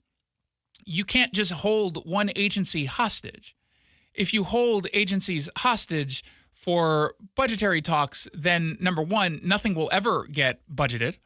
And you can end up turning in certain agencies into partisan tools, which is precisely how they're not supposed to act. But what's rather telling about this, not just that they're using the same really tired talking point, is that they're doing this purely for political reasons, purely to inflict pain. They don't care that they're using TSA agents and members of the Coast Guard for political. They have no problem using them as human props, because understand that ICE is already funded through 2029. The funding package there was put into one big beautiful bill. That was done intentionally, and the Democrats weren't able to undo that. They couldn't stop it. Likewise, they can't stop the funding all of a sudden for ICE. And so they're stopping the funding for CISA. They're stopping the funding for TSA and Coast Guard. They're doing it for the entire DHS infrastructure, except for the one that they want to see defunded. And by the way, CISA is the Cybersecurity and Infrastructure Security Agency. They do tech IT protection for our elections. Kim Wyman used to be there. But they're harming people at a time that we've seen an increase in terrorist attacks on American soil. And they're doing it for what? To stop funding that already has been approved and isn't going to be able to be turned back? And you knew that what they were doing here was political from the beginning, because they also called for the axing of Kristi Noem. Well, she's been fired. She's out. And yet they're not saying that that's enough. They want to move forward with other things like doxing ICE agents. And the Trump administration, Republicans, they're not willing to do that. They shouldn't be. So this is 100% owned by the Democrats. They're trying to get out of it. But the reason why Jake Tapper or Kristen Welker and whomever else over the weekend talked about this, the reason why they're bringing this up and pointing this out is because they understand the threat is real and we're vulnerable as a direct result of that. And that doesn't feel great. I'm going to be on a plane later tonight. I want to make sure that, one, getting through TSA security is easy, but also not compromised in any way. And you got a lot of people who aren't working for a paycheck right now. Democrats are doing this. Democrats who claim that they care about the working class. Democrats are doing this. It's just absolutely absurd. Now, also who talked about this was Pete Buttigieg, who did the same thing. He was also, I think he was on with Tapper too. And again, he's trying to parse this out. Oh, actually, it's the Republicans who are blocking the Democratic proposals to fund all of DHS except for ICE. Again, this is just a weakened argument. And, maybe some people get away with it because I get why someone might fall for this talking point. But it is just that. It is a talking point. Let's find out what else is trending. What's trending on the campaign trail? One of the strongest conservative voices we have in Olympia is State Representative Travis Couture, who over the weekend announced he's running for re-election. And he joins me now. Welcome back to the show. Hey, thanks for having me on again. Why would you want, yet again, such a godforsaken job in a place filled with liberal lunacy? Yeah, I guess you got to be a little bit of a masochist to do this job. But honestly, I just love our state and I love its people, even some of the people who don't like me that much. And I believe in this state. And I think we could turn a corner if we work really hard. What's something that you looked at this last legislative session and said, we could have done just a little bit better, and this is why people at home need to start paying a little bit more attention and start voting? Yeah, I mean, of course, last session we had the largest tax increases in state history. Now we have a record ballooning budget that is 3 times that of inflation. And of course, they passed an income tax and they gave Attorney General Nick Brown like unprecedented new powers. And now they even are trying to take away your sheriff if they don't like your sheriff. And so it's wildly unconstitutional what's happening here. And of course, in the House of Representatives in Olympia, we have 39 Republicans and 57 Democrats. There's only so much you can do to overcome the math. And despite that, our caucus punched well above its weight. Yep. And, I always tell people that we're outnumbered, but we're never outclassed. We killed the most Democrat bills ever in this last session, but it still wasn't enough. And so after the income tax finally passed after an almost 25-hour debate, I looked around at members of my caucus and we were just soul crushed, just absolutely soul crushed by that. And we don't ever want to have that feeling again. And we can beat this thing, but it takes doing the hard work. We have to win some seats. You can't overcome that math. And so I'm running for re-election again, but also I'm going to be going around Washington State trying to see where we could pick up new seats for the Republican Party and try to find new leaders who don't want to tax you into oblivion. And this is what's really important. It's not just picking up new seats, but it's keeping the seats that we already have. Is there any worry about Mason County and your position in the 35th? Is there a demographic change that you're worried about? Well, I never take anything for granted. That's number one. This is being elected to office is a privilege and no one's owed anything, including me. And so you have to go out and work for it. And just in 2024 alone, I had almost 60% of the vote, which is great. But at the same time, Kamala Harris won the 35th district by 0.5%. And so I never take anything for granted, and I take it very seriously, but also don't worry too much because I think that you have to let the work speak for itself. And I've put in an incredible amount of work for the people of Washington, being a budget hawk and making sure that I fight back against all the insanity here in Olympia. But at the same time, we have other districts in Washington State that Republicans currently hold seats in after the Democrats gerrymandered a lot of the district lines a little over a year ago. We have more competitive districts in the 14th, like in the Yakima area, and more competitive districts down south, like in the Skamania area in the 17th district and in the 18th district. And of course, perennially, the 26th district in the Gig Harbor, Port Orchard area. where Michelle Caldier is now, or Michelle Valdez, I should say, is now leaving. Well, and so if you can speak to that, because it's not just her. I mean, Judy Warnick, also on the state Senate side, announced that she's retiring. You know, I don't think either of those lawmakers would have had a tough time getting reelected. They've shown many, many times over again that they can win. But now with them not on the ballot in areas that have changed, you know, in one case, I think dramatically from a demographic standpoint. What is your level of concern, I suppose, in these districts not being able to maintain them on the right? And I know that this is more on the Senate side, but it's the same issue that you're dealing with. Yeah, I think you got to look at the districts as well. Like the district that Judy Warnick, who's great, by the way, represents, is a ruby red district. I mean, she's going to be replaced by another Republican, maybe another House member that's currently in the 13th district. And you got members like Suzanne Schmidt in the 4th district in Spokane Valley and Jenny Graham in the other side of Spokane that are now leaving and moving on. They will be replaced by great Republican candidates like Jonathan Bingle, who is a Spokane City Council member. Very excited to have him in our caucus coming soon. And so many other great members, but it's the swing district members like Michelle Valdez, where we really got to work really extra hard to make sure we get Katie Cornell and David Olson in there. What is your message to listeners who have said many, many times this is all a lost cause? And I can't say I blame their attitude per se. I totally get it. It seems like we work really, really hard and then we end up losing elections. But then when you look at the numbers, when we lose, it's by a razor-thin margin. And you can easily explain that away by people just not voting on our side. Yeah, look, I mean, here's the thing. It's always darkest just before the dawn, right? And it feels so hopeless right now. And I feel that too sometimes. But they just passed the most unpopular bill in state history, that income tax. And that is our golden ticket to fight back amongst many other things that they've done. People are feeling the squeeze. We can absolutely do this. I mean, when Donald Trump got shot in the head, in the ear, he didn't just lay down and die. He got back up and he said, fight, fight, fight. So what I would say to people is this state is worth fighting for. Its people is worth fighting for. Never give up, never surrender, not ever.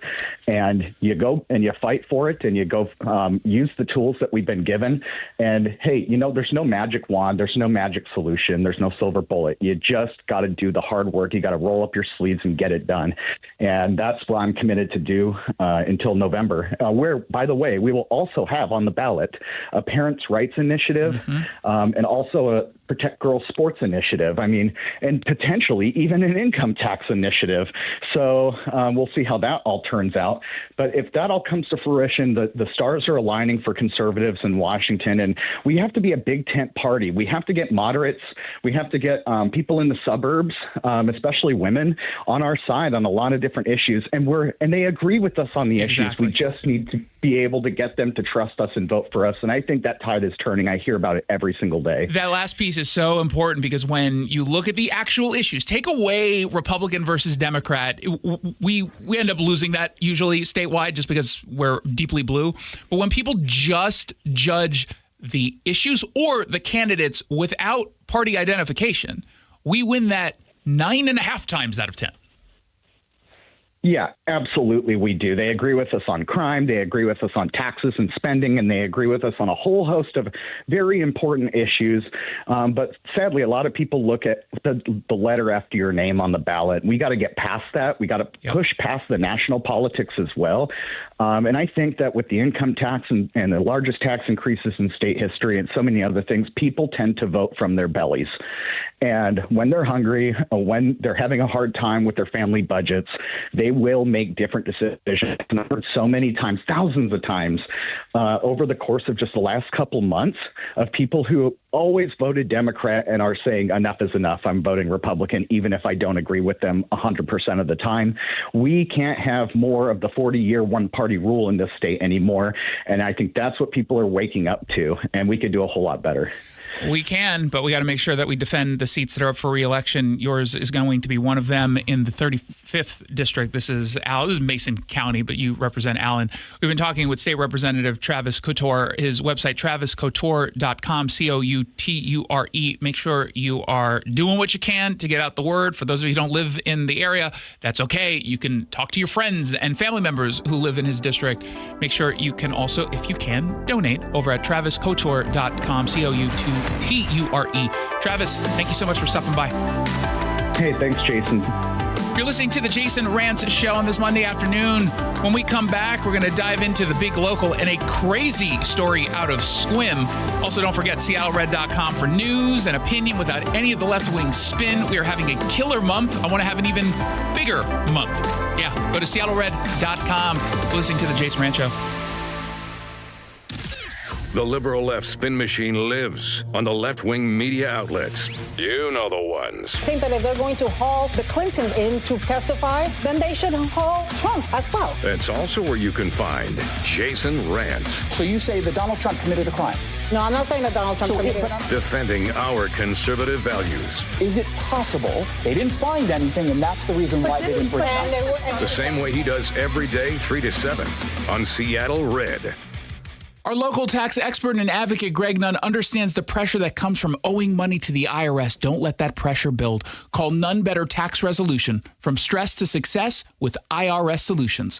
Google NUNN. None Better Tax Resolution. Well, there's nothing I hate worse than being cold. And if your house is feeling a bit drafty or the floors of the main level are way too cold on your feet, that's probably because your crawl space and attic don't have enough insulation. It's probably making your furnace work overtime. So now you're spending more money as well. Well, how about a free and easy way to learn if you need better insulation? Just schedule a free corner-to-corner inspection of your crawl space and attic with Crawl Pros. It's exactly what I did. They'll show up to your house. They'll go where you don't want to, certainly where I didn't want to, and they'll tell you if you got any problems with your crawl space, your attic, and especially your insulation. If they do discover your home is under or improperly insulated, they'll show you all the utility rebates as well to help you get that work done correctly and affordably. If you're a PSE customer and your home was built before 1990, you could receive a rebate to cover up to 95% of the cost. Make your home more comfortable. Save on your energy bill with Crawl Pros. If you're worried that anything's going on in your crawl space or attic, critters, mold, water, plumbing issues, call Crawl Pros or go to crawlpros.com.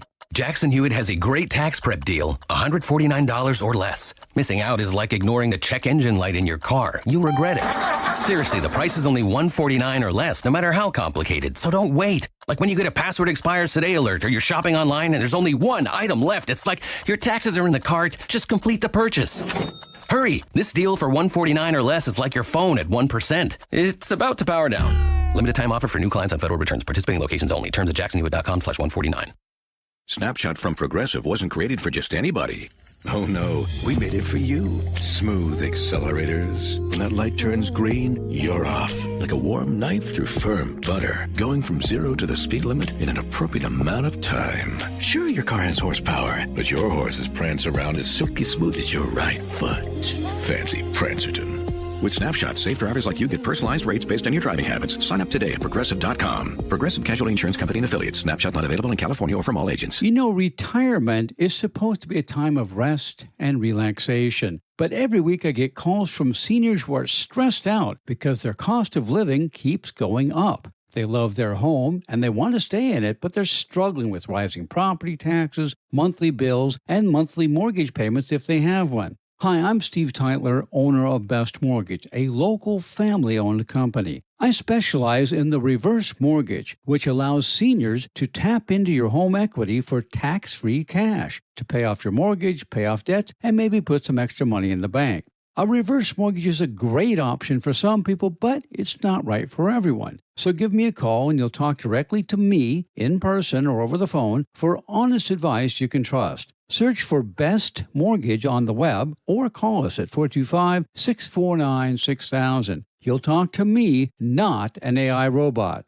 Best Mortgage, 425-649-6000. The liberal left spin machine lives on the left-wing media outlets. You know the ones. Iran may or may not be a bad actor, but they are a bad actor. That's also where you can find Jason Rantz. Okay, it's not they may or may not be a bad actor. They are a bad actor. Defending our conservative values. But it is not a discussion at this point for any serious person to say that Iran might be a good actor. The same way he does every day, 3 to 7 on Seattle Red on 770 and the Seattle Red app. Snoqualmie, Mercer Island, Des Moines. This is the Big Local on the Jason Rantz Show. Shoreline, Woodinville, Burien. Stories about you, not about Seattle. Hey, look at the time on a Monday afternoon, 4:30. That means it's time for the Big Local, brought to you by the Scott Jennings Show. Heard weeknights from 8 to 10 right here on Seattle Red, streaming at seattlered.com. This is the part of the show where we completely ignore stories coming out of Seattle and instead focus all of our attention on the communities you live in and care about most. We start in Sequim, where we don't get to do very many stories out of Sequim. I imagine there's a lot of locals who wish we didn't have to do this story, but it is a crazy one. Police arrested 3 people and seized large amounts of what they believe are narcotics and firearms during a 2-day drug investigation out in Clallam County. It continued on March 12th after the arrests the previous day of 2 residents of the county. This according to the Olympic Peninsula Narcotics Enforcement Team, OPNET. They say over at Como News that detectives got information that several people from Kitsap County were staying in a room at the Seven Cedars Casino in Sequim, and they were allegedly selling some kind of drug or drugs across the entire county, not just this particular, casino or anything. They say it was happening. This was kind of like the HQ, I guess, for this operation. Investigators, they say, developed a probable cause to arrest a 35-year-old male who's a Kitsap County resident for delivery of a controlled substance. And they were able to, upon looking at casino surveillance footage, located a 35-year-old man plus 3 other individuals who were suspected in all of this. They did a search after the arrests. They say they found 196 plus grams of fentanyl packaged for distribution. They say they found a scale, packaging materials, and 2 loaded pistol magazines. A search warrant was then executed on the suspect's car. They found, they say, a .45 caliber pistol plus ammo. He was prohibited from possessing firearms due to a prior felony conviction, which that just is crazy talk to me. I can't believe this guy has a history. That doesn't make sense. I'm awfully suspicious. Maybe this is one of the fake news stories that Brendan Carr is talking about. This doesn't sound like this man. They say he also had convictions of unlawful possession of a firearm and delivery or manufacture of a controlled substance. He ended up getting booked on these charges. They also arrested a 43-year-old Kitsap County resident after a search of a vehicle containing his luggage uncovered, they say, fentanyl, a digital scale with residue, plus records of drug sales. Not that I want to give out any tips to people who are purchasing drugs or selling drugs. It feels to me like you probably should not have a written account for all the crimes that you committed, allegedly. It feels like that might be a little bit of a mistake. Maybe an unintended consequence. Like, kudos to the people who like to take notes and make sure that they have everything in order.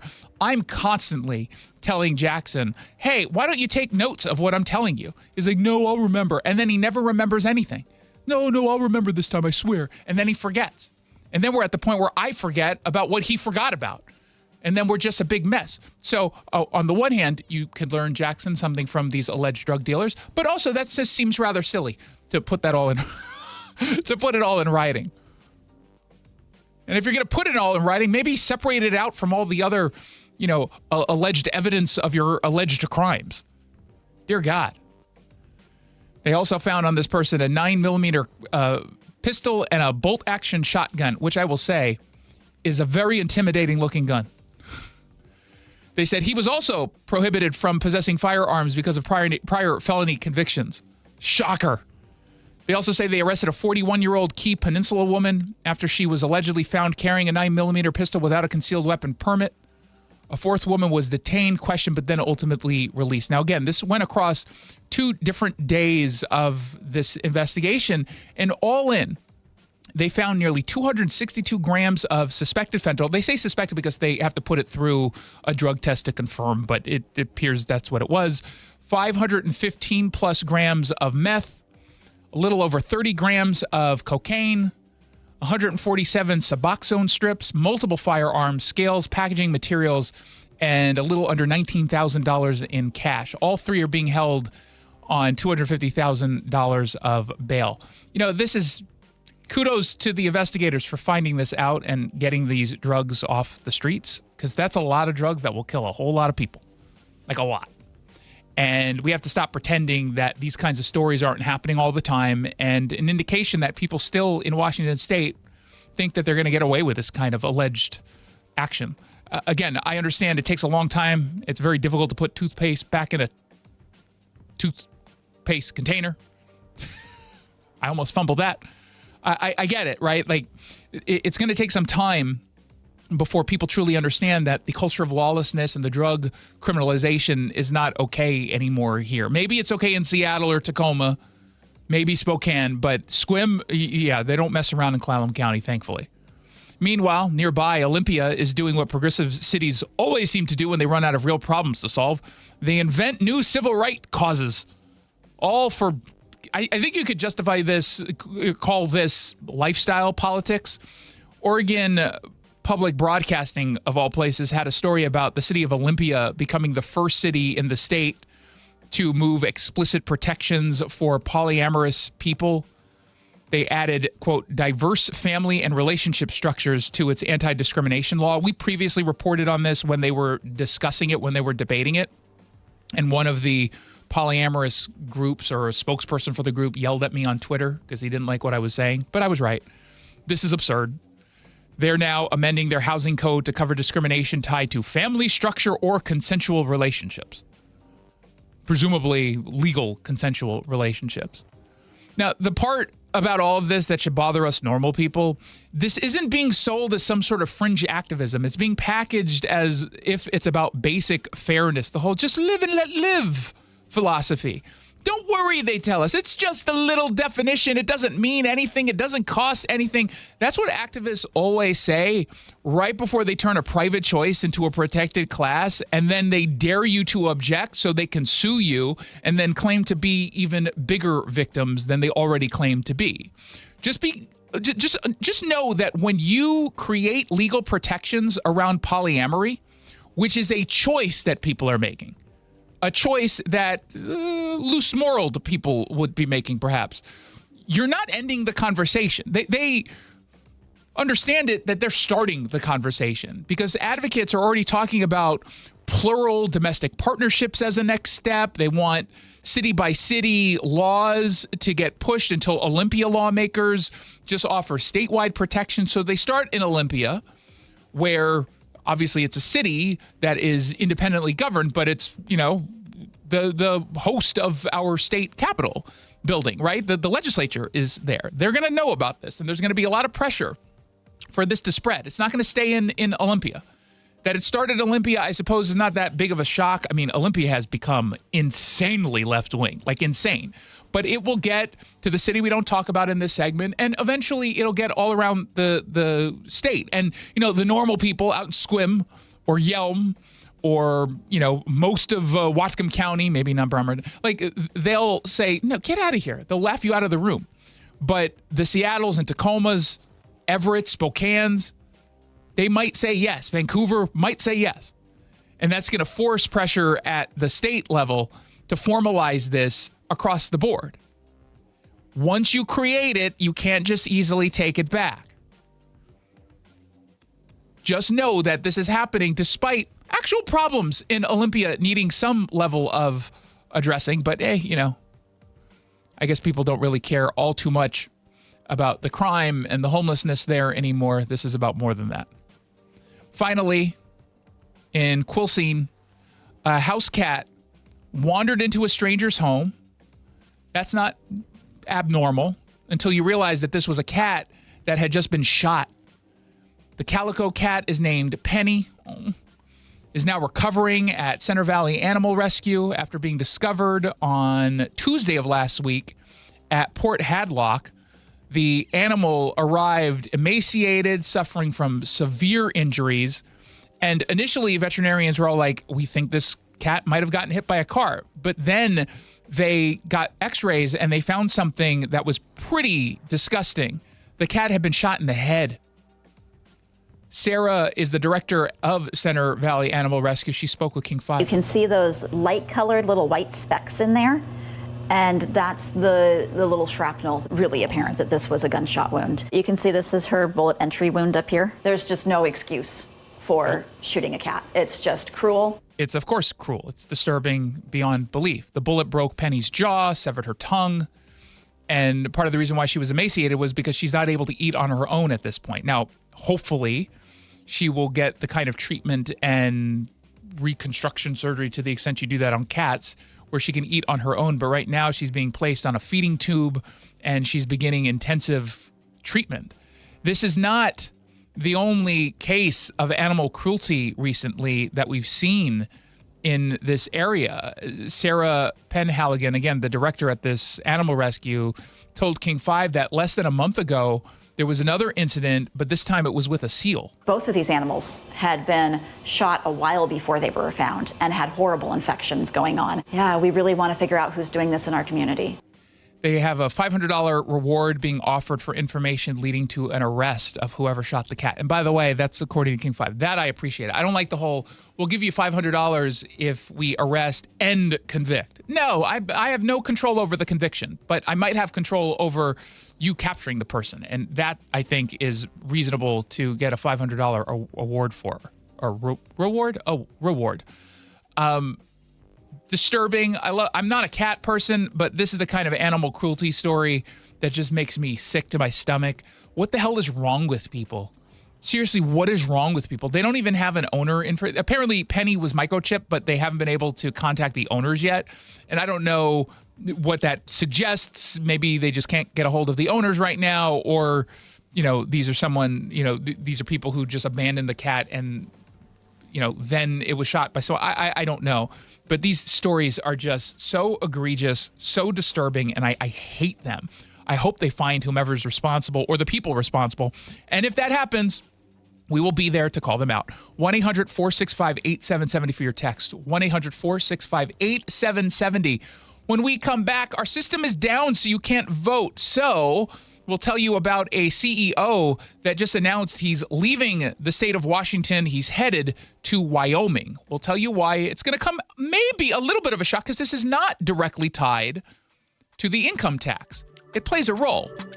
We'll explain when we come back on the Jason Rantz Show. Don't forget, buying a used car can be stressful, which is why the Sunset Auto family is taking the stress off your plate with a 48-hour used vehicle exchange policy. Pick out your car or truck, drive it for a couple days, and if it's not the right fit, they're going to help you find one that is. No gimmicks, no loopholes, because you just get more at Sunset. And people do like that. SunsetAutoFamily.com.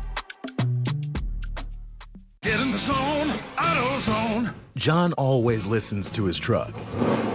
So when his brakes start talking, he goes to AutoZone, where a helpful AutoZoner gets him the right parts. If John has time to put them in, he borrows a kit with Loan-A-Tool. And if he doesn't, he gets a free shop referral. No hassles, just help. Everything you need, nothing you don't. Get in the zone, AutoZone. Deposit required for Loan-A-Tool. Restrictions apply. Jackson Hewitt has a great tax prep deal, $149 or less. Missing out is like ignoring the check engine light in your car. You'll regret it. Seriously, the price is only $149 or less, no matter how complicated. So don't wait. Like when you get a password expires today alert, or you're shopping online and there's only one item left. It's like your taxes are in the cart. Just complete the purchase.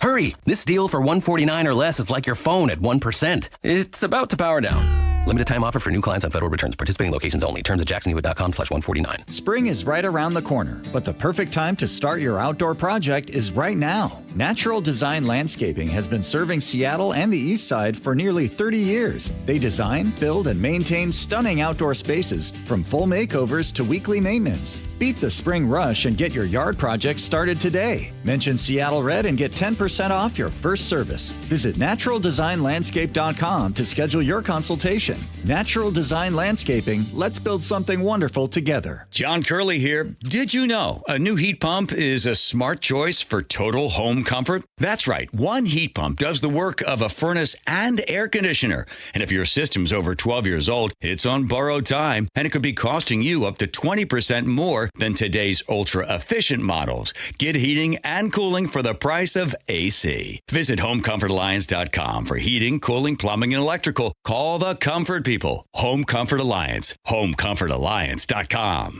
Do you like helping others? Become a Shiva volunteer. In Lewis County, join the hundreds of volunteers across Washington state who help over 90,000 people each year with their Medicare options and questions. You don't have to know Medicare. We'll teach you. And if you're bilingual, even better. For more information and how to apply, call Shiva at 1-800-562-6900 or go to insurance.wa.gov. Sponsored by the Office of the Insurance Commissioner and aired by the Washington State Association of Broadcasters and this station. If you need security for your event or business, contact Security Services Northwest. From armed and unarmed officers to advanced remote monitoring, they've been doing it all since 1977. Go to ssnwhq.com for Security Services Northwest.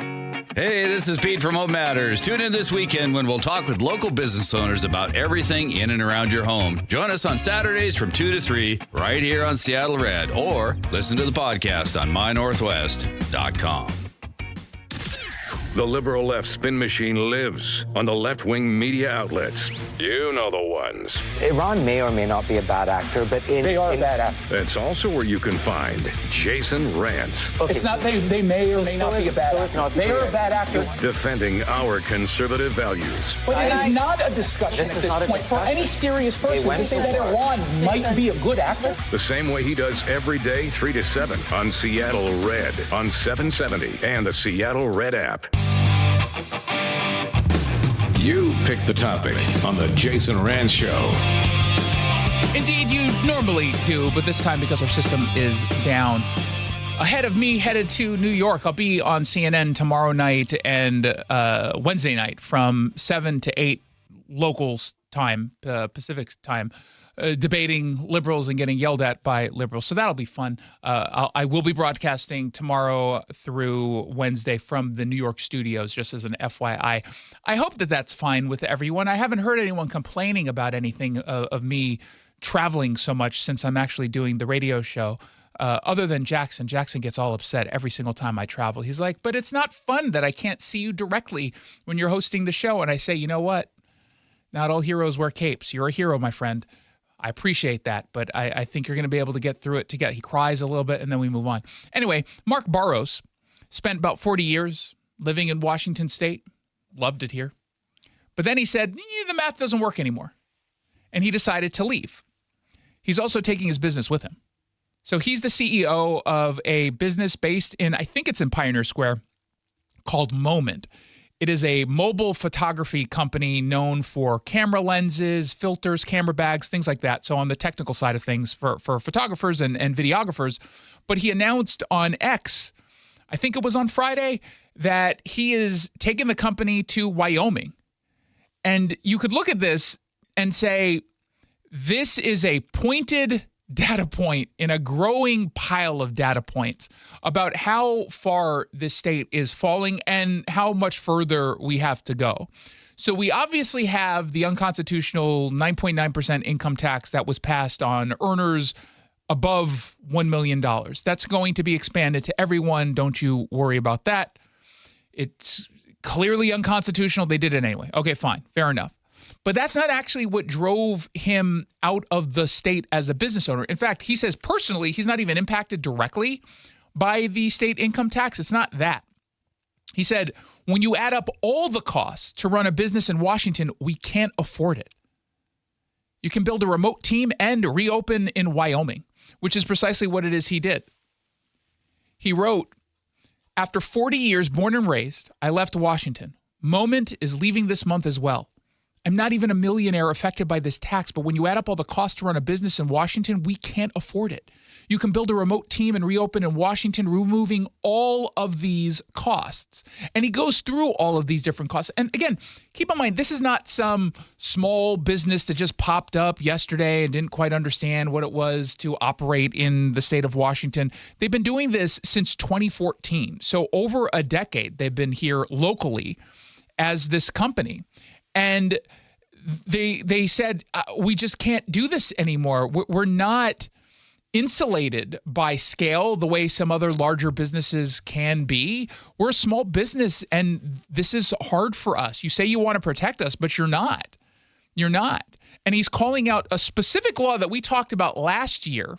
It wasn't passed this legislative session. It was passed last legislative session. It was Senate Bill 5814. And it expanded retail sales and B&O tax to cover digital advertising and digital business services.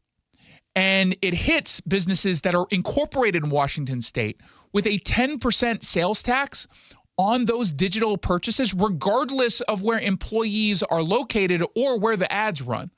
So we talked to a Spokane business person last year who runs digital advertising agency or digital advertising company.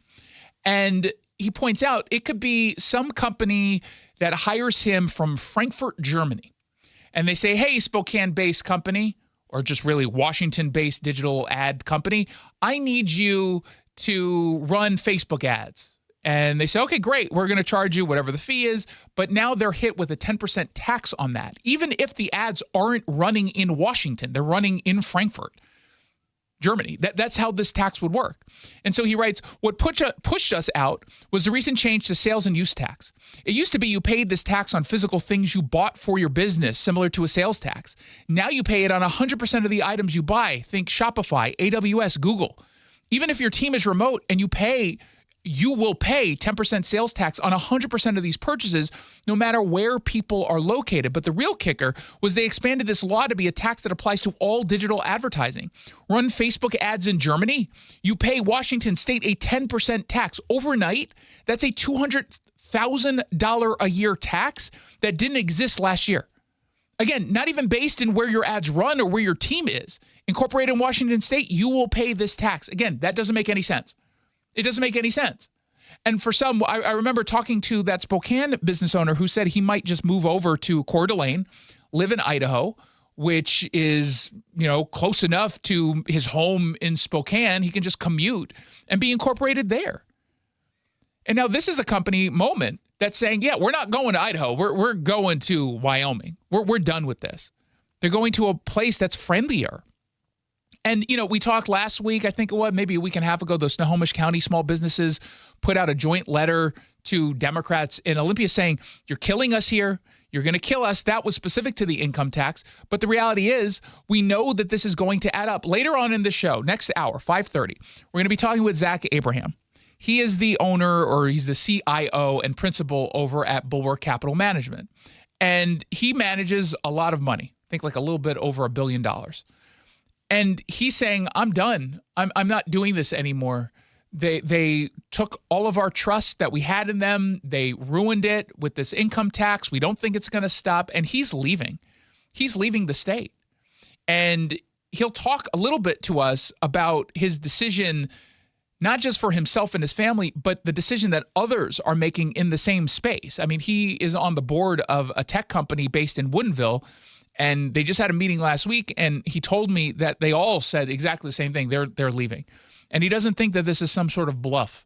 Danny Westneat in the Seattle Times seems to think that these are bluffs, despite the fact that many people have already left. Jeff Bezos and Howard Schultz, the biggest names who've left. But these people are leaving. And it's not just the billionaires, it's the millionaires. And they're taking with them. Just think about what this Moment exit means. For the sake of the argument, let's just presume, because he made reference to having remote work, let's just say he keeps all of his employees here.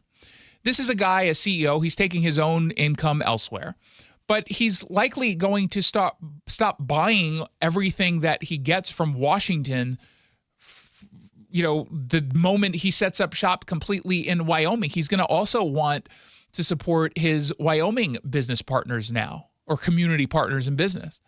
And that means vendors. It also means like just some of the basic stuff. I know we don't think about it in these terms. And granted, at the macro level, it's not all that important. But the micro level, it is. When you've got a business in, say, Seattle or Tacoma or Bellevue, whatever it is, anywhere you have a business, you might sometimes have meetings that you're going to cater. You've got some business clients coming in. You want them to meet the crew. You've got maybe you're doing training in-house. You bring someone over, and it's for everybody, and you provide lunch or breakfast or both. Snacks throughout the day, all those things. Well, you buy that from a local caterer. You go to sometimes just a sandwich shop and you make a big order, or you go to a local caterer who then delivers you the food. You pay for the food. You give a tip to the delivery person. Everyone's happy. You're going to the local coffee shop to buy that big jug of coffee for everyone so they stay awake during the meeting. You're going to the local Staples or Office Depot or whatever to buy some supplies for your meeting. You have an account with Costco in Seattle or Tacoma that sends you over everything you need in the business. These are all things that you have developed in the local economy, that you've spurred in the local economy that no longer exists. And will a business go under because they no longer get that, 4-time, 5-time a year catering order? No, they're not going to be impacted that much by that one decision. But when that one decision is dozens and dozens and dozens of decisions, well, all of a sudden, let's just say 10 businesses leave. Well, that's 5 times each. That's 50 orders you don't get over the course of the year. That starts to hurt you, especially when we're talking about low margin businesses. Then it starts to hurt. And we're just supposed to pretend that that doesn't matter, that these are all just greedy business people who are deciding to leave. But they're not greedy. They're smart. They want to survive as a business. Because the reality is, it's hard enough to survive right now. There was a story over at King 5 about multiple businesses in the Magnolia neighborhood of Seattle just got hit with a string of burglaries and break-ins. This is not the first time that this has happened, but thousands of dollars worth of damage and losses. Hannah is the person from Vixen Collection, which I think is just a clothing store. And she told King 5 she was broken into. She found out about it when she got to work early Friday morning. It's terrifying. It's sickening. I would say it puts you on edge. Like you're on that fight or flight mode immediately because you're wanting to see like what was taken. Are my people okay? Like is everything safe? And then when you find out that it's not, it's jarring. Sucks. They wiped us clean. Wow. Yeah, I mean, it's shocking. So at that point, if you're going to go and wipe a whole jewelry case, what else are you capable of? If you see something, say something. It's not bystander effect. Don't let it go unnoticed. Say something. Great advice. Now, the good news in a pretty crummy situation is that the Seattle police were able to pull a clear image of the suspect's face, the female suspect's face, after they looked at the surveillance footage. So that's good, at least.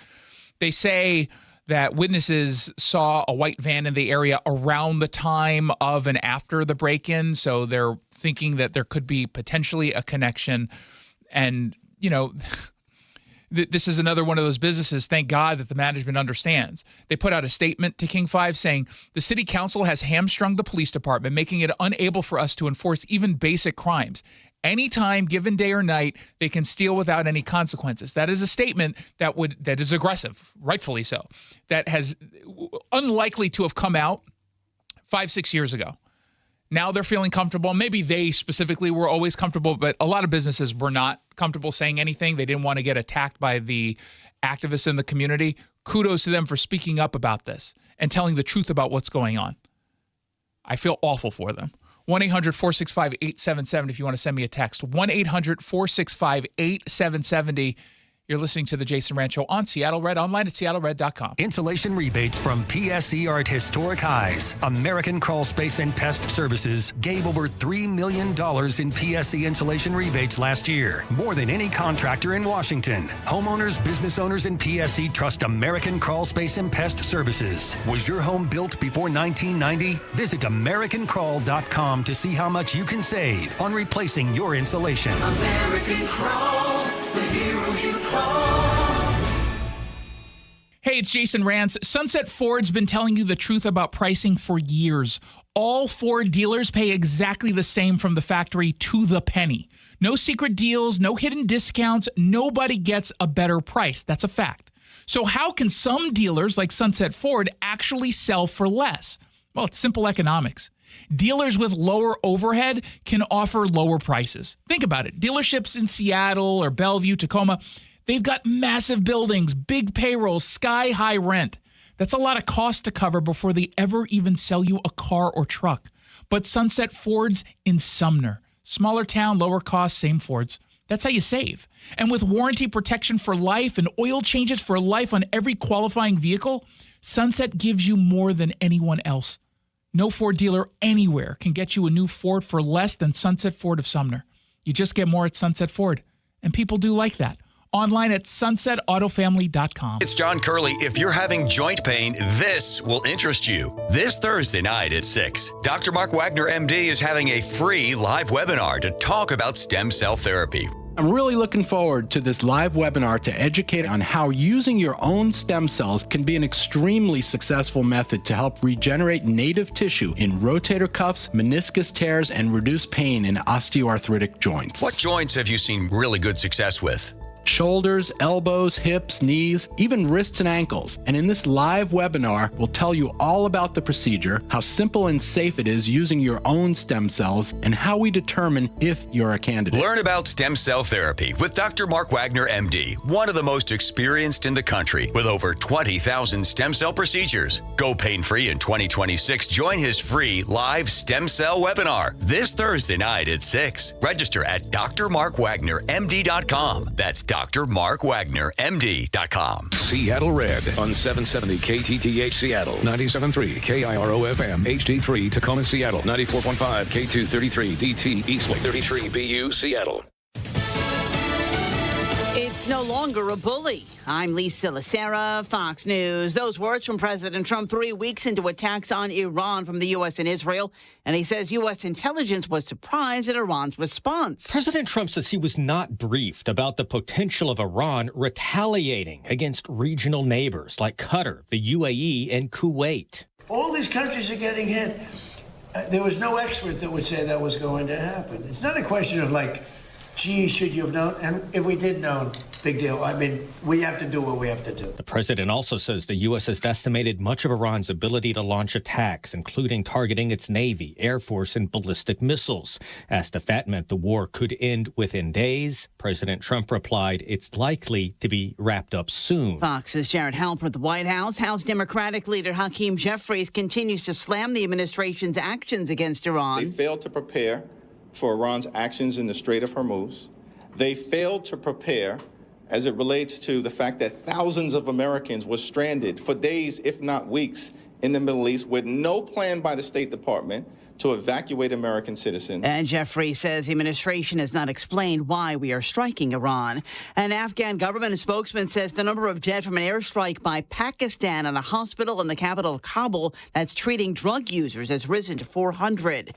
The Supreme Court will hear arguments on the Trump administration's attempt to remove protected status of refugees from certain countries, including Haiti and Syria. Protected status was established by Congress in 1990, giving foreign nationals fleeing situations, such as natural disasters or war, the right to remain in the U.S. by designation of the Department of Homeland Security.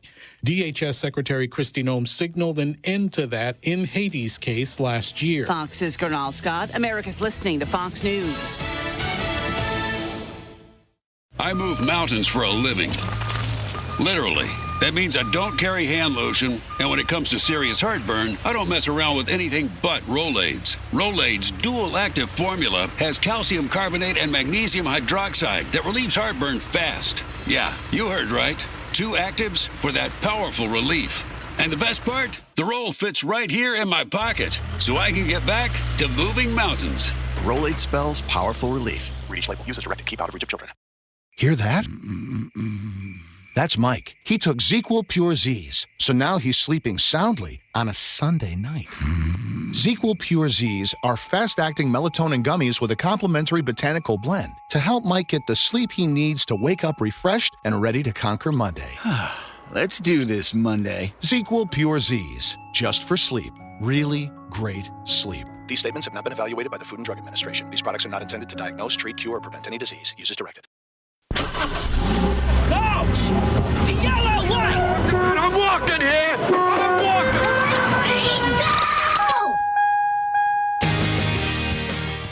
Good afternoon and welcome to the Jason Rantz Show on Seattle Red 770 AM. We are streaming online at seattlered.com. Apologize as we work through some video upgrades in our studio to our software, so the software might be a little bit glitchy today, and then tomorrow I'm out in New York. But don't worry, we are here providing you fresh content as we aim to do Monday through Friday, 3 to 7 p.m. right here on Seattle Red. We got a lot to get to. Zach Abraham is the CIO and principal of the Bulwark Capital Management Group. It's local.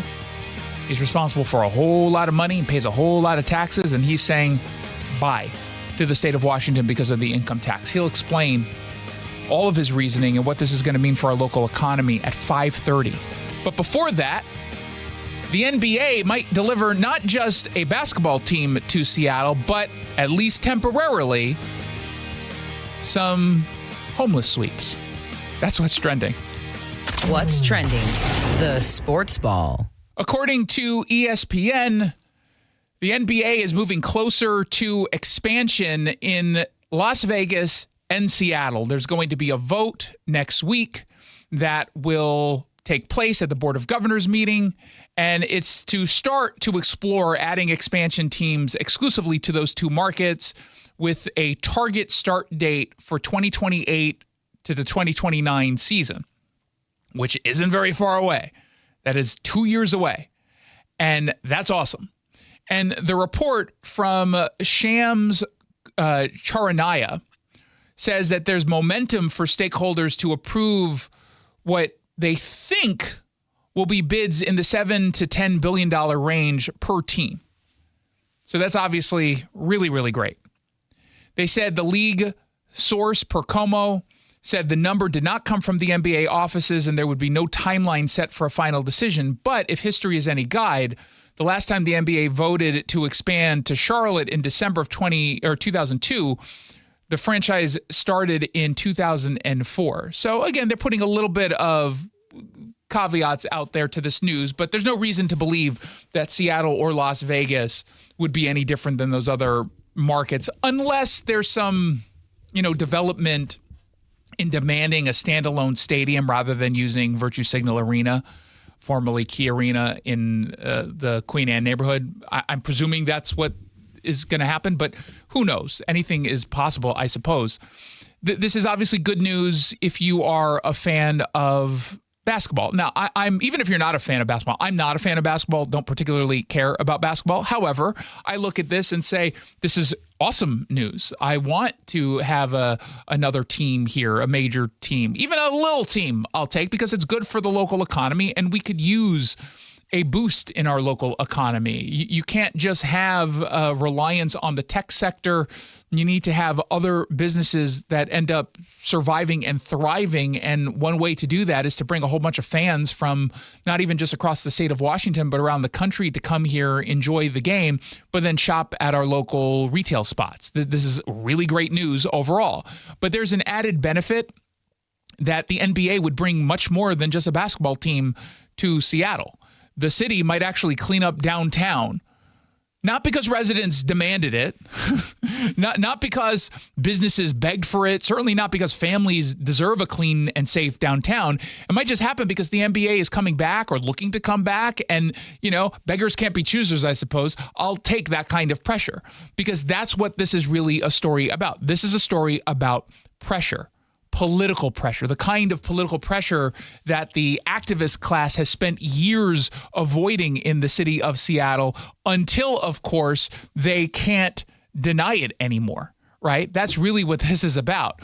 Once you're asking billionaires and corporate sponsors and national media outlets and tens of thousands of fans to pour into downtown Seattle, the excuses that they usually give for inaction in the region, they kind of just stop working. Suddenly, it's a lot harder to shrug off the open-air drug use and open-air drug sales, which, again, I saw earlier this morning as I was dropping off D'Artagnan, my dog. I got a dog a few years ago, to his boarding as I'm going to New York soon. Like there were encampments all over, tents all over, and there was an open air drug deal. I'm near certain that a druggie thought I was a drug dealer dealing from my car because I was in the car and it was running.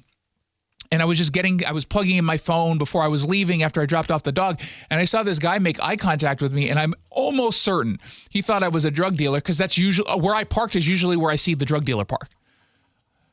Yeah, great. But you can't just shrug that off anymore. You can't shrug off this broader sense of disorder that progressives have spent years normalizing and telling us that we're the problem. Oh, this is just a normal city. This is how normal cities are. This is not how normal cities are. This is how normal big Democrat-run cities are, maybe. But this is not the norm, and it shouldn't be accepted as the norm. The NBA is a business. It's not a social experiment. And if you're expecting somewhere between $7 and $10 billion of investments into a franchise, they're not doing it because they want to showcase a city that looks like a warning label for progressive governance, right? That's not what their intent is. They want safe streets. They want a functioning downtown core. They want fans to spend money and not worry about stepping over needles on the way to a game. And isn't this really how Seattle tends to operate? Think about it. When you've got your in-laws coming over, and some are bigger pains in the backside than others. But you've got in-laws coming over, and you find the vacuum all of a sudden. And they show up, and they look at your home, and they're like, oh, wow, this is really clean. But it's all a facade.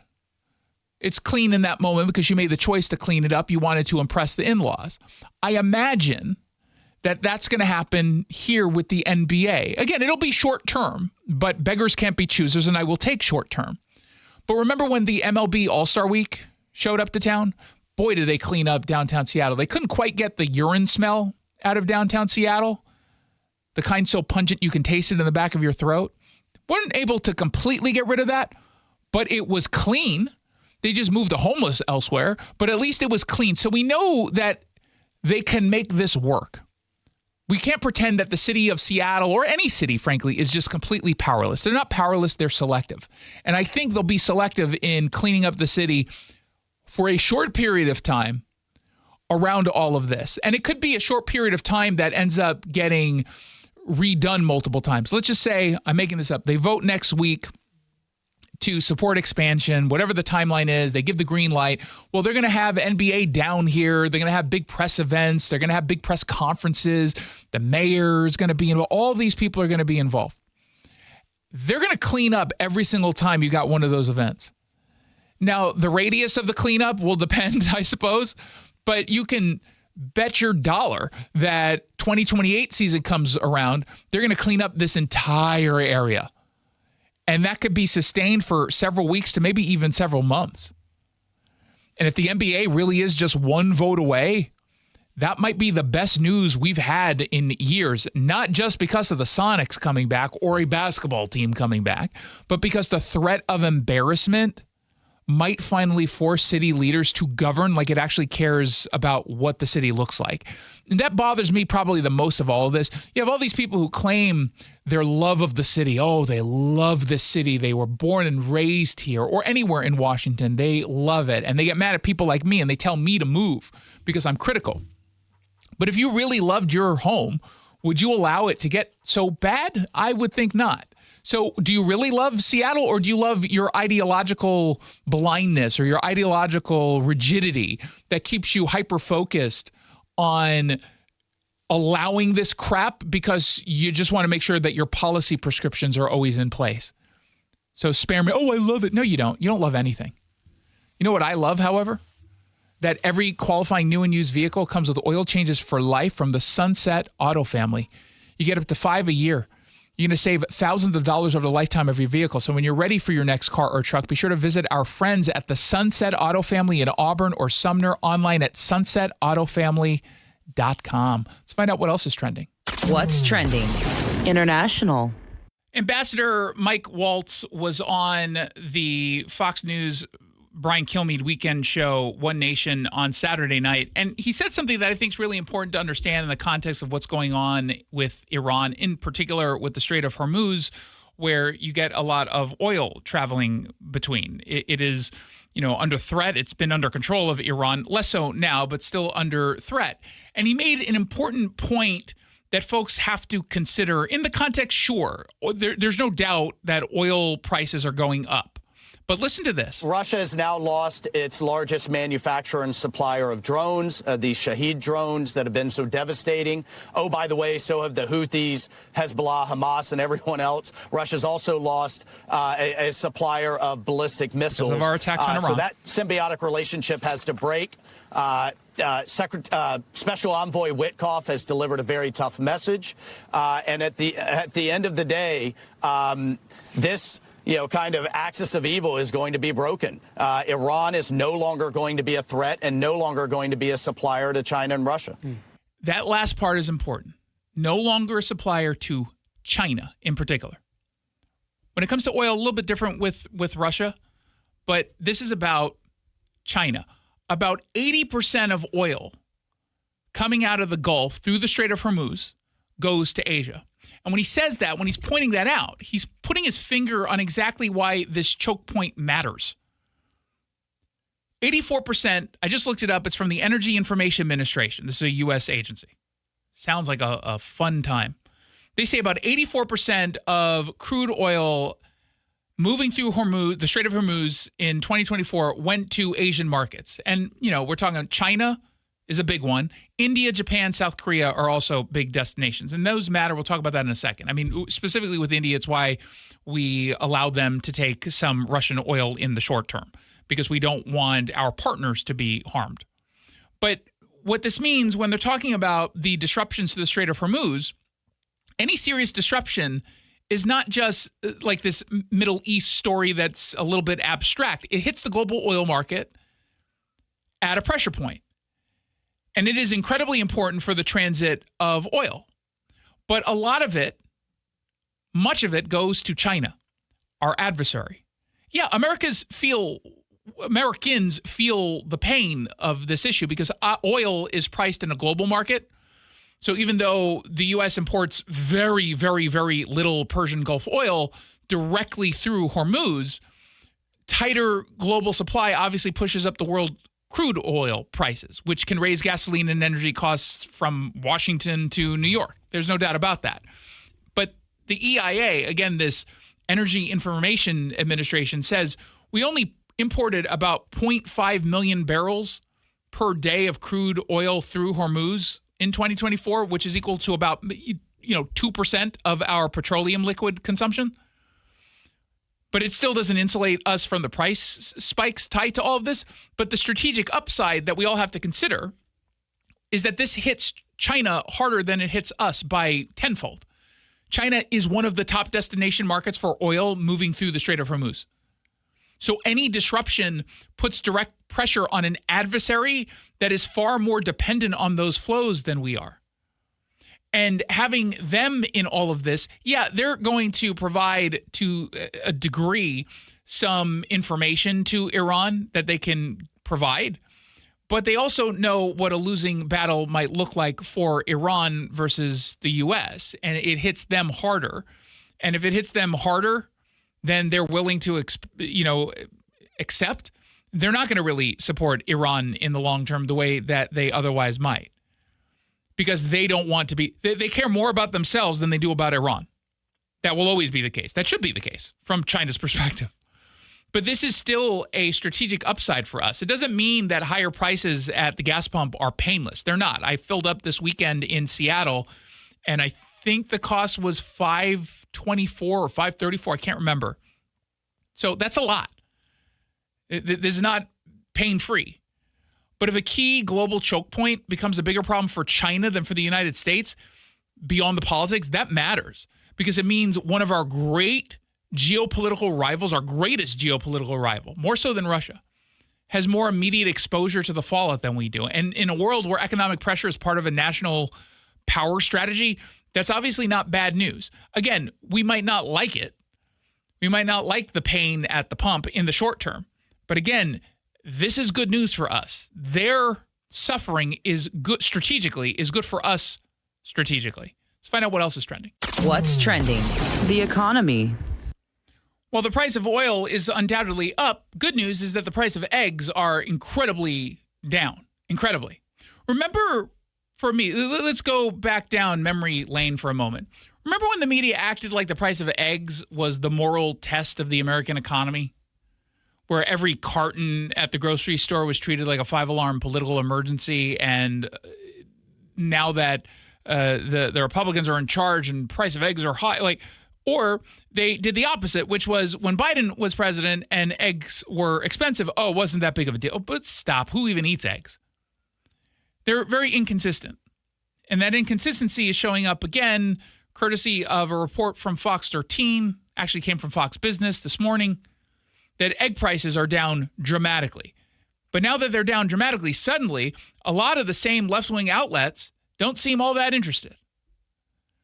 Egg prices have plunged because the impact of avian flu cases and supply has recovered pretty dramatic. It's not completely done, but it's going in the right direction, and all of this tracks with the latest federal data because avian flu, and in fairness to the Biden administration, I didn't blame him for the price of eggs going up on its surface. The Biden administration didn't do very much when it came to managing avian flu. That was the real problem, and that is something that you can tie to the president, at least to an extent.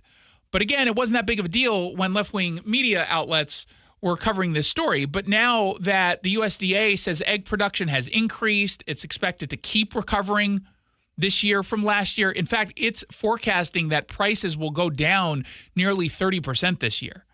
At the same time, the Bureau of Labor Statistics reported that eggs as an index was down 42% over the last 12 months, at least through February. And again, the prices coming down is pretty simple. We had egg prices getting hammered by the avian flu outbreak. It started in 2022. It kept wiping out entire flocks. You have one bird that gets sick, you have to kill them all. And as a result, that crushed supply. That's really what's also behind, obviously not avian flu, but the same concept is behind the price of beef. We don't have enough cattle right now, and it's going to take some time to build that back up. Less supply, same demand means higher prices. But production is recovering, supply is normalizing, so prices are coming down. And that's, obviously that's how markets work. Now, there's still a risk, as the Fox Business report says, of volatility if we have another surge in avian flu. But obviously that's not permanent. Right now, that's not actually happening. But the part that's impossible to ignore is the media response. The media previously pretended to care deeply about egg prices. They're not celebrating this with any kind of similar energy, are they? And the reason is obvious. It doesn't hurt Trump. In fact, it helps him. That's the game. Their coverage is dictated and determined by whether or not something helps or hurts Donald Trump, and that's it. When prices on something politically useful go up, it becomes a national morality play, where every reporter suddenly becomes your personal grocery receipt analyst. They'll send some reporter from King 5 down to a local place to talk to people. It's like, man, the price of eggs it's out of control. It's causing all this pain and struggle. And then, of course, they play the blame game. But when a price drops and that undercuts their preferred narrative, oh, how quickly the passion disappears. Compare that to oil. Oil prices rise because of instability in the Middle East, fears around global supply, and left-wing media fixates on that nonstop. And again, I understand why you might cover this nonstop. I do. Just know why they're doing it. Not because they care more about your wallet, not because they suddenly discovered economic populism. It's because expensive oil can be used as a weapon against Donald Trump. And so they're going to happily use that. But if this exact situation happened under Joe Biden, they would be doing the opposite. They would. They'd be running glowing pieces about falling egg prices as proof the economy is healing. They'll go back to that same shopper at that same location, that same grocery store in Issaquah or in Bremerton. They'll have the reporter out there saying, how does it feel now that the price of eggs finally going down thanks to the hard work of the Biden administration? They would do that in a heartbeat, and they would play all those clips nonstop.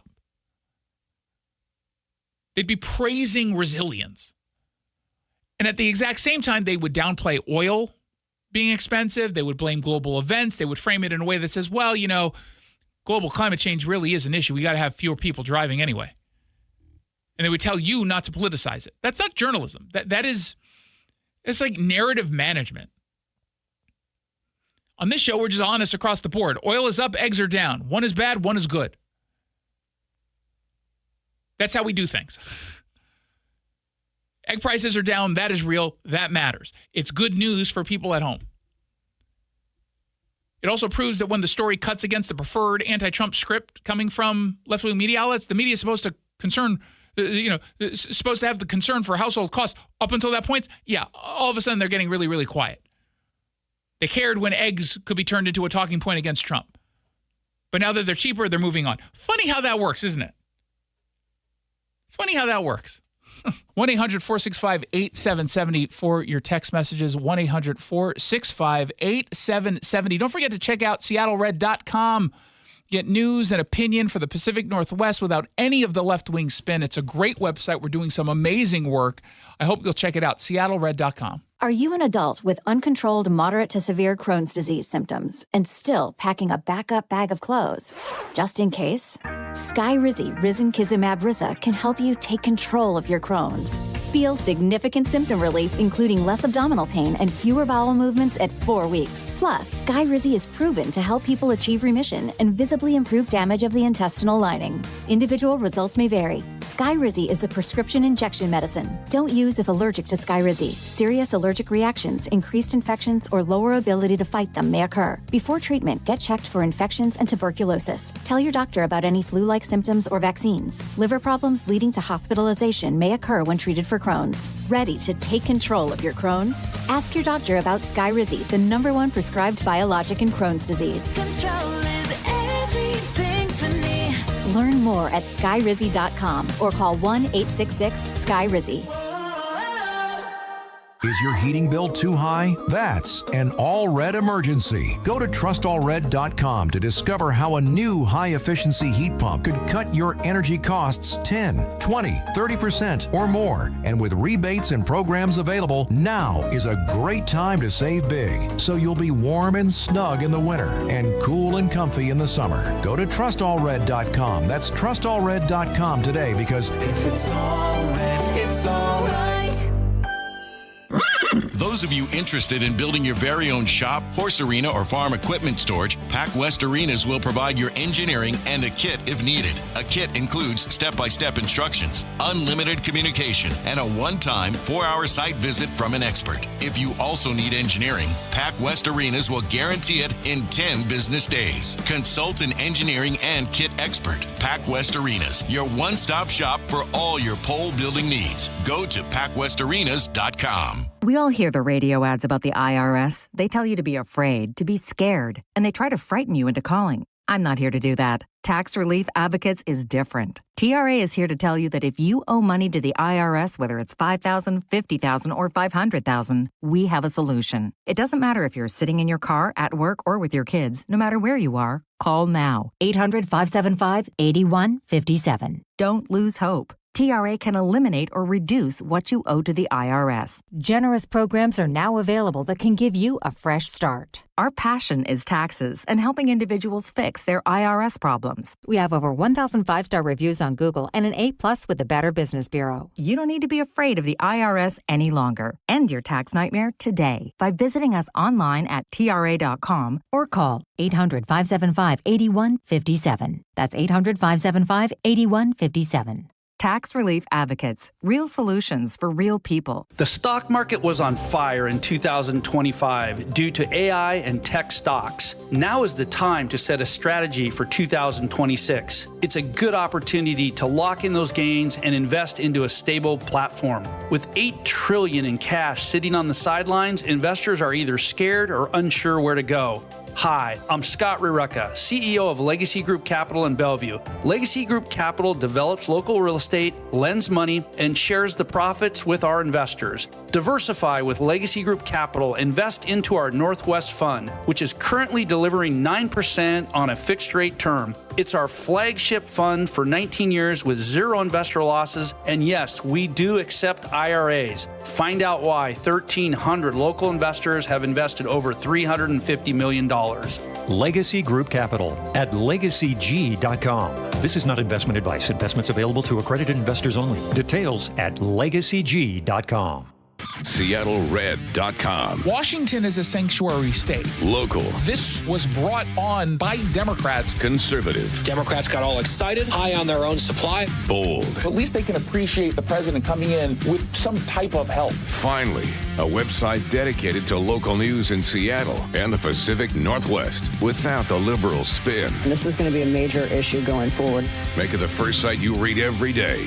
SeattleRed.com.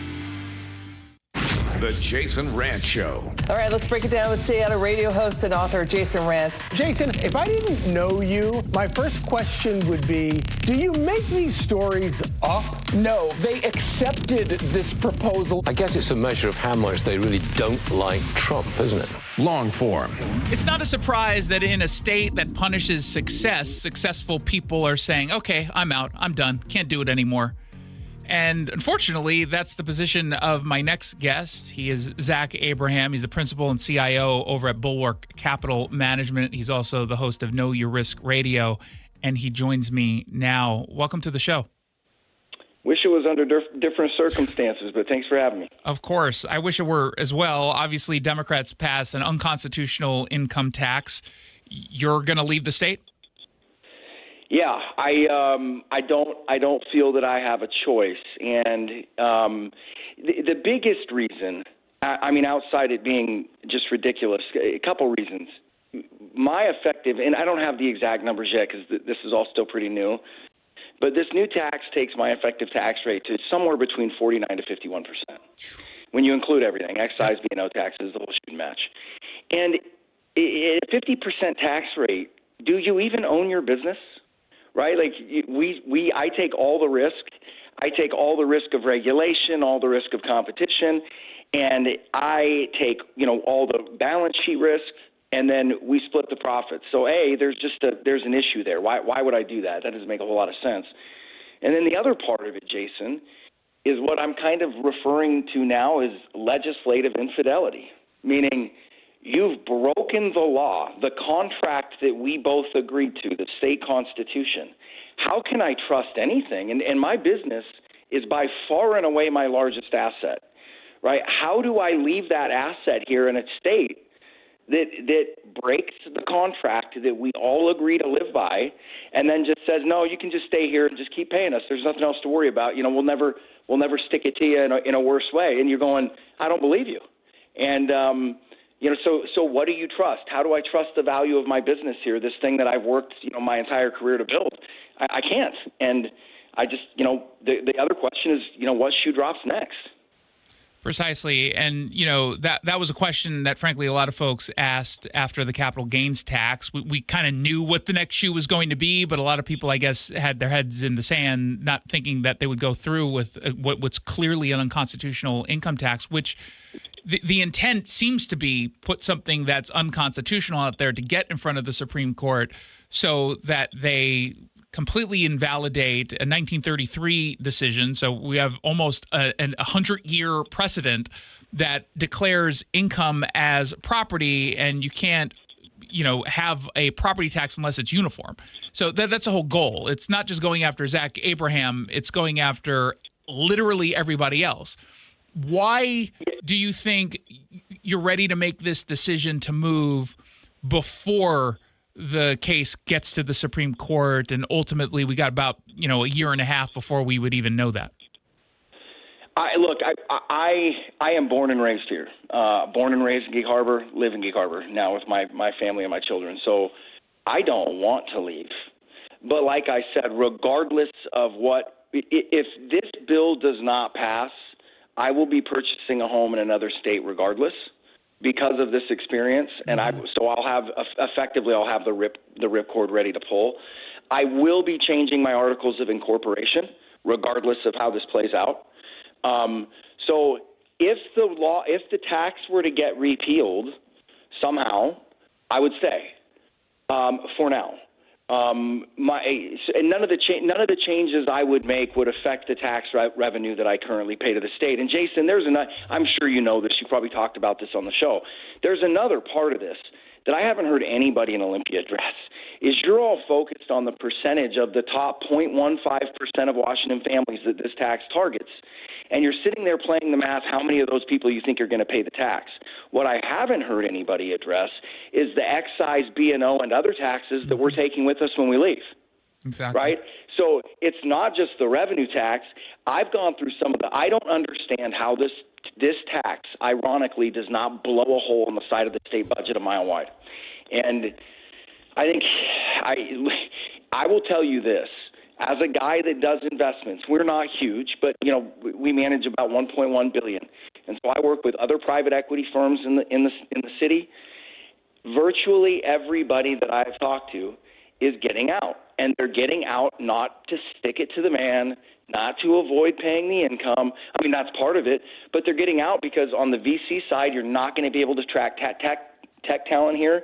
The no income tax really was an offset. Right, it was an offset that compensated you for being in a out of way location and not having good weather 7 months out of the year. It's not a benefit.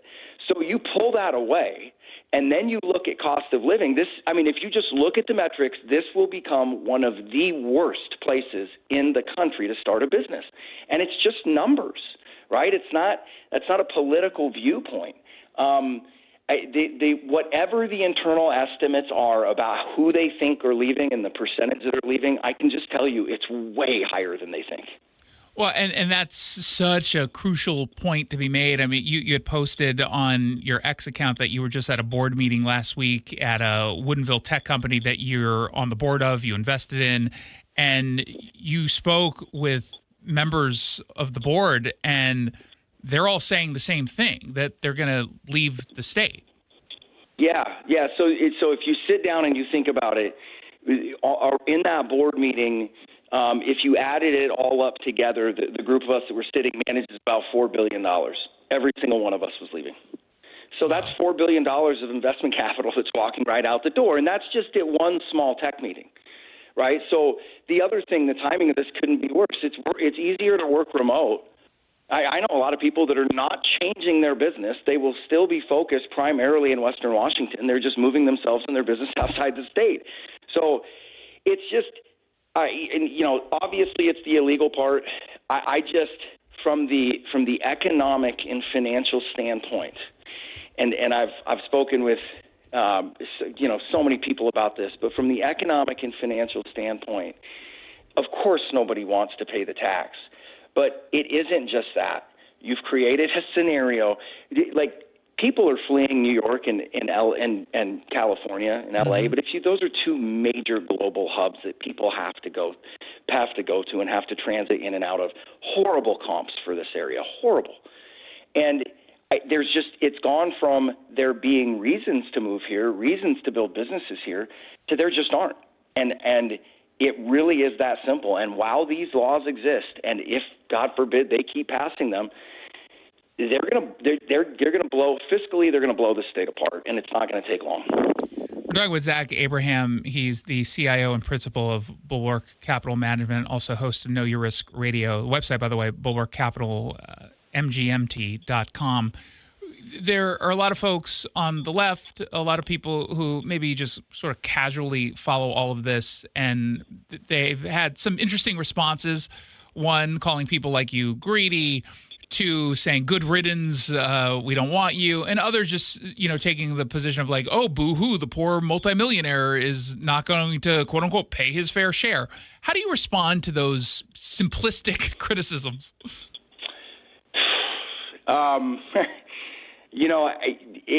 It's extraordinarily frustrating, and I'm not going to go down a litany, but when they say their fair share, They have absolutely no idea what they're talking about. They don't know. They're not considering. And again, I'm not saying this. My wife and I are actually very private about our giving. But I will just tell you this. There's not been a year in the last 6 where we have not given at least $250,000 or more to local charities and local people. And that's on top of the giving that we do to our church and other things. So we're not talking about the youth football team that I coach and the board that I'm on that runs that for the organization and all the kids that we pay for to play football. We are literally, and I'm not asking for a parade, I'm not asking for a trophy. I've been greatly rewarded and greatly blessed, and I feel obligated to give back. But give, not be coerced, not be manhandled, not be forced. Right, convinced. I'm choosing it. I'm choosing to give, and it is my money. And when you start, it's a tale as old as time, right? The leftists always want to take everybody else's money, but just be careful what you wish for, because these greedy people, and you and I both know them, all of the giving comes from these people. And so many of these people that they're the greedy ones. I've sat there and said publicly, let's pull out our tax returns. Me and Bob Ferguson, let's pull out our tax returns and not just look at nominal amounts. Let's do a competition over the last 10 years who's given a greater percentage of their income. And then let's add my charitable contributions to my tax rate. Let's compare those numbers. I guarantee you I blow him out of the water. Okay, he just wants to spend my money.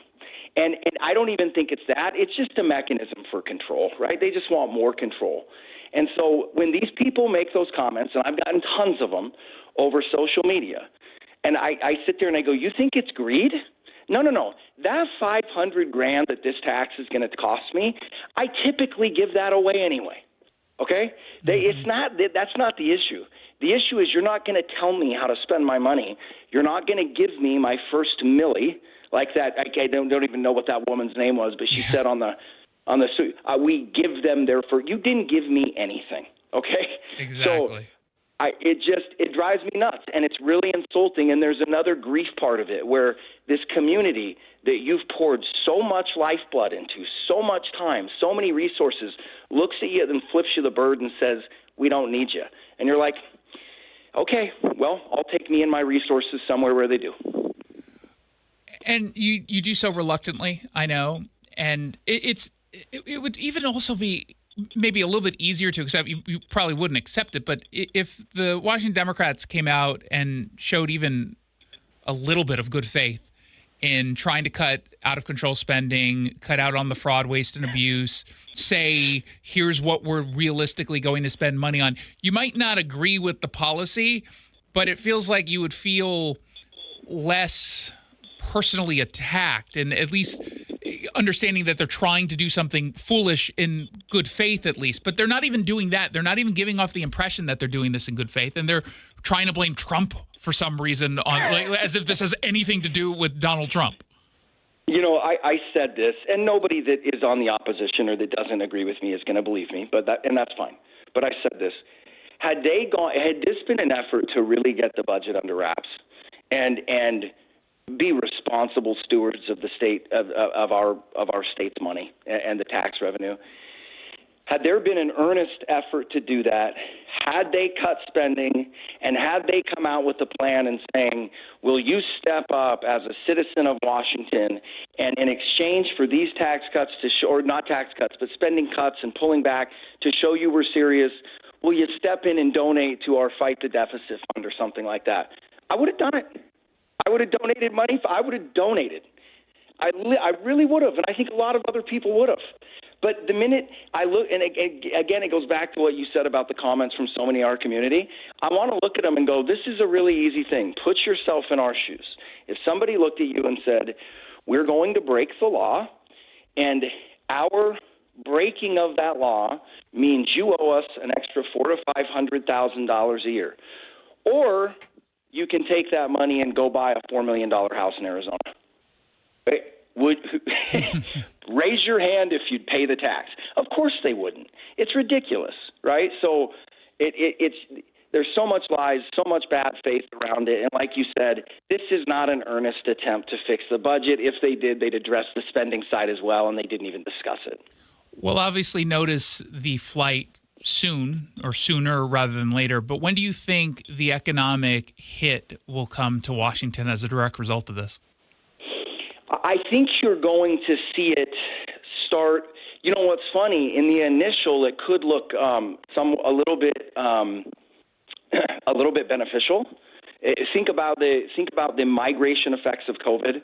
You know, when people move, there tends to be it's kind of like churning up the waters, right? There's extra economic activity that can kind of give you false flags. But I would expect to start seeing a difference in the tax revenue. I think that's where you're going to see it. I think you're going to see it starting next year, and then I would expect to see a significant drop down, a visible step down in tax revenue the following year. And I think it should be fairly dramatic based on when you start looking at the people that I'm talking to and the amount of taxes we pay. I'll tell you what, I don't know anybody else moving in here to fill in the gap, right? So I think it should be pretty quick. I think you'll start seeing it next year. And then, like I said, I would expect to see it fairly drastically emerge in 2028. And you're certain that they will actually follow through the way you plan to and move? It's just a financial reality. You know what I mean? Like, I think there's a lot of people that might be saying that are making between $1 to $2 million a year, and that maybe when you start looking at the cost and everything of moving, they may retrace. When you're looking at incomes that are higher, and or businesses like mine that are, we manage money for a living. It's not even hard. I mean, it's pack up the office furniture, grab the laptops, and go move to another state. But when you start talking about it in terms like that, right? Like, it's going to save me $400,000, $500,000, $600,000. It's just to sit there and stare at that. It's just a really tough decision to make. And remember, that's not the only cost either. Yep. Go, the capital gains tax, the estate tax. Go look at the transactional taxes, gas taxes, all these other things. I'm looking the move. If I were to move to Arizona, my effective tax rate after this tax is enacted would drop almost 13%. Wow. I don't know how you turn your back on that. It's too substantive. Like I've said all along, it would be just as illegal, but if they were smarter, they'd have done it 2.5 to 3%. You still would have had people leave, but it's not a big enough number to make you go, I got to get out of here, right? You start showing me $400,000, $500,000, $600,000 a year.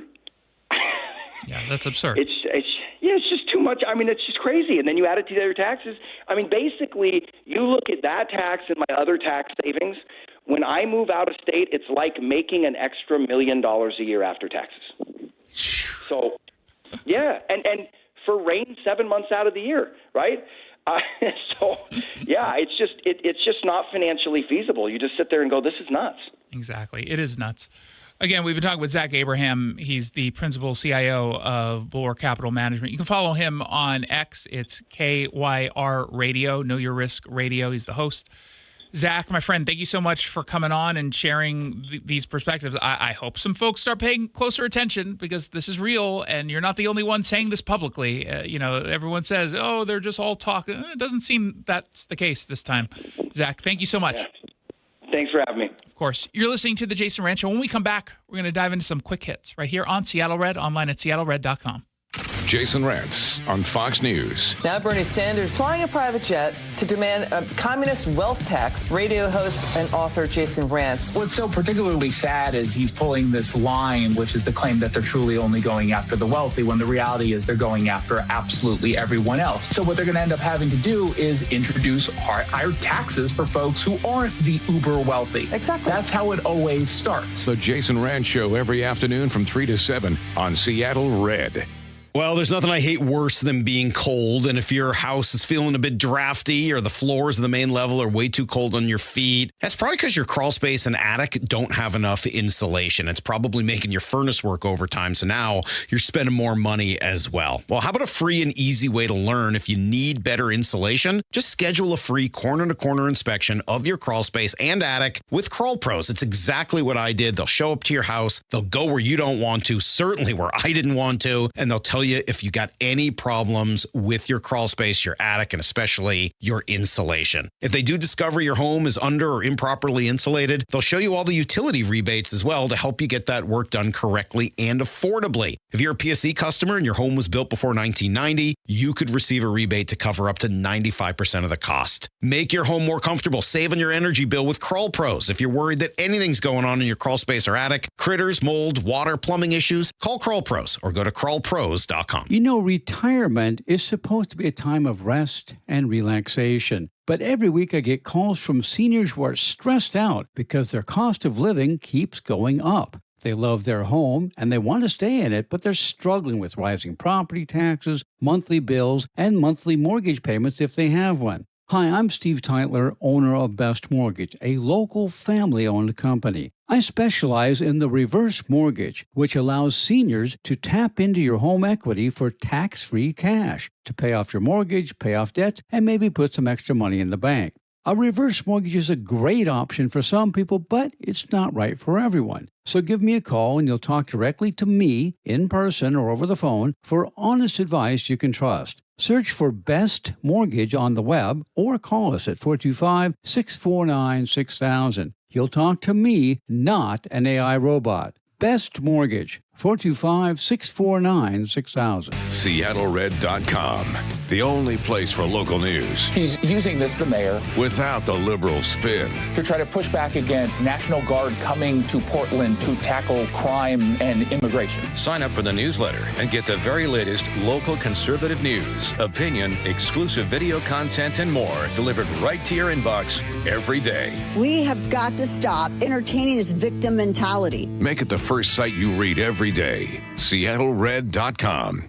Spring is right around the corner, but the perfect time to start your outdoor project is right now. Natural Design Landscaping has been serving Seattle and the East Side for nearly 30 years. They design, build, and maintain stunning outdoor spaces, from full makeovers to weekly maintenance. Beat the spring rush and get your yard project started today. Mention Seattle Red and get 10% off your first service. Visit naturaldesignlandscape.com to schedule your consultation. Natural Design Landscaping, let's build something wonderful together.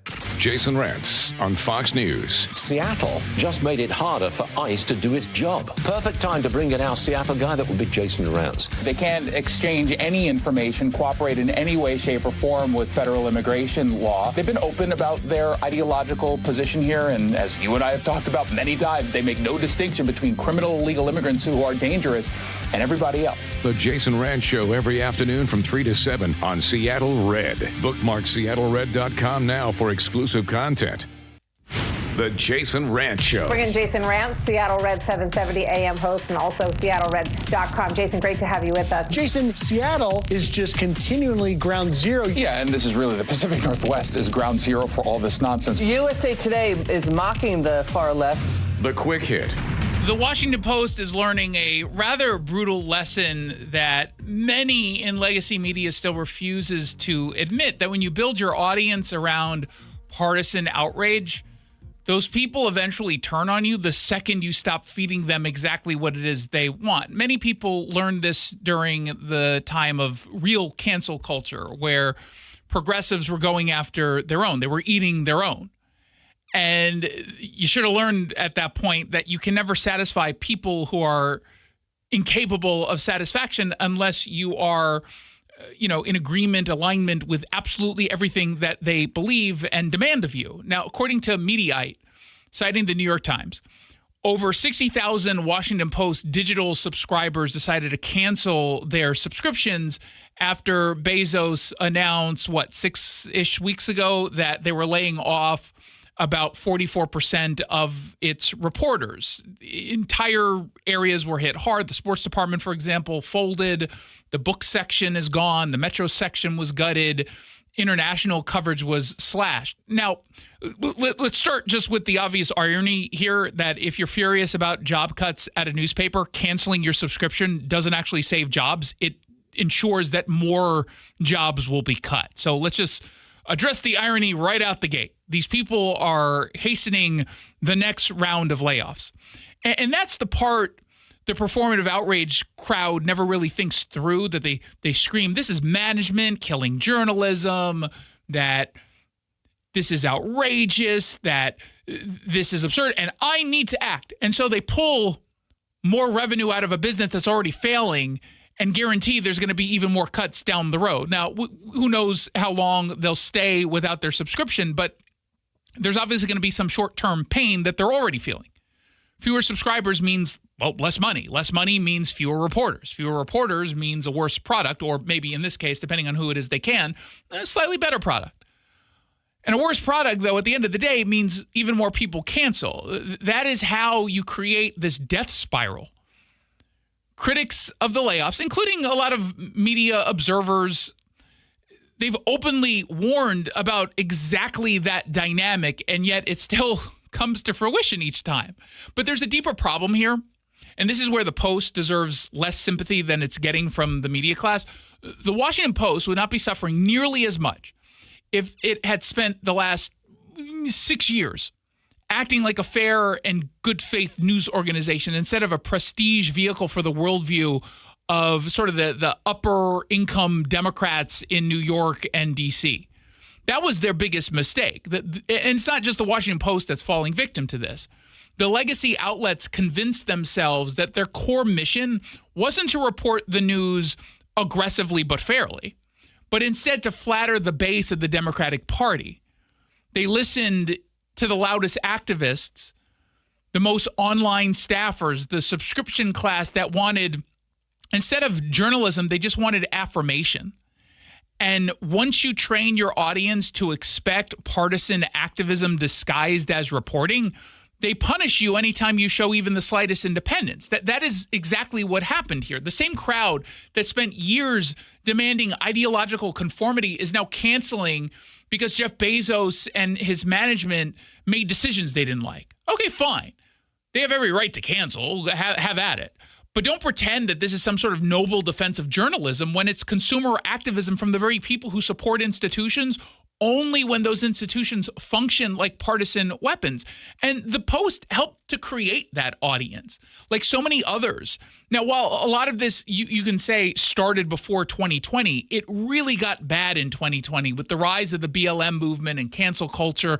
There was this push to accept the radical ideas coming from activists, and there were too many, like the Washington Post, that decided to just lean in and create that new audience. This is the consequence of listening too much to the radical left inside and outside of your own newsroom. You stop building trust with normal readers when you do that. You stop appealing to people who want facts without a lecture.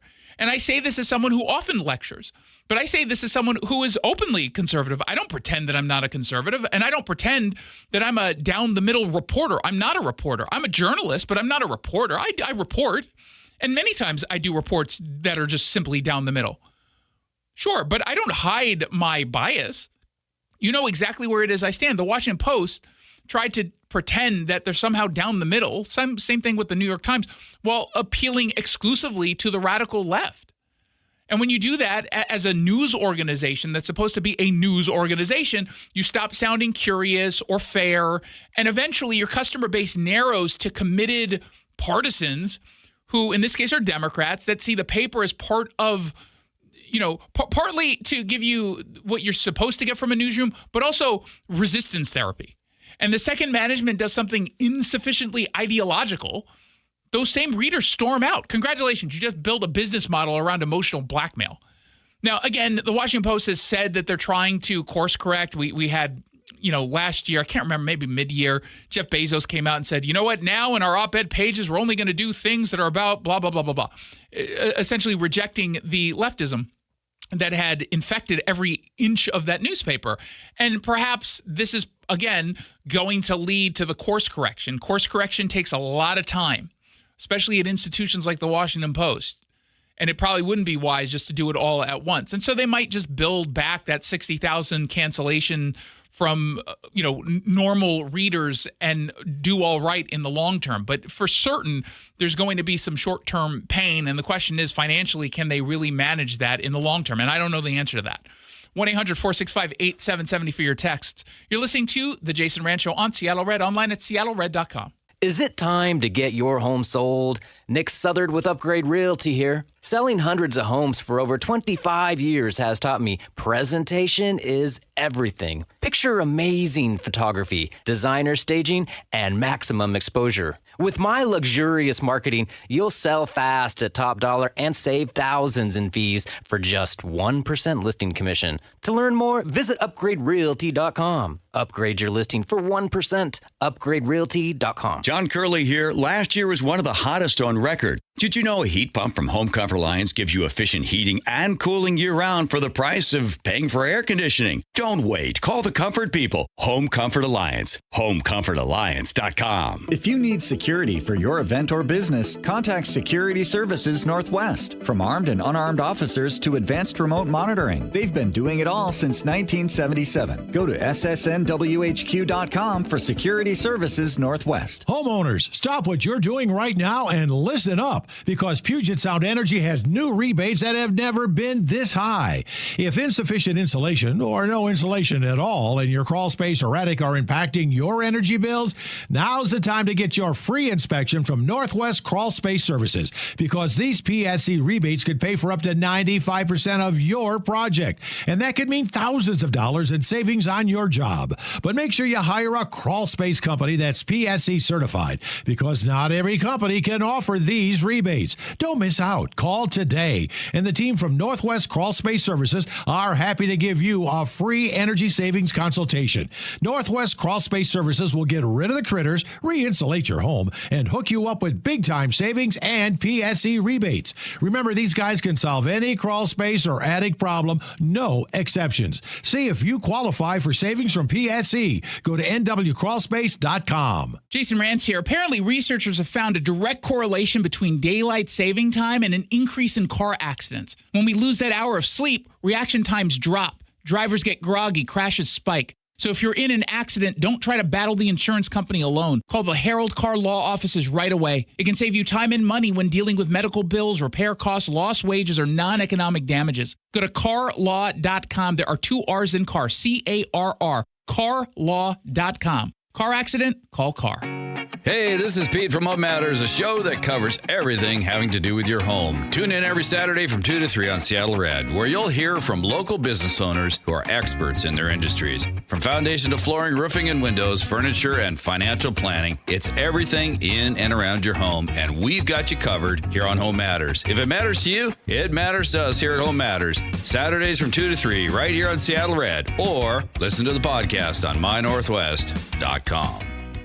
File now with TurboTax on Intuit Credit Karma. They'll find every credit and deduction or your money back. File today the easy way in the Credit Karma app. Seattle Red on 770 KTTH Seattle, 97.3 KIRO-FM, HD3 Tacoma Seattle, 94.5 K233 DT Eastlake, 33 BU Seattle.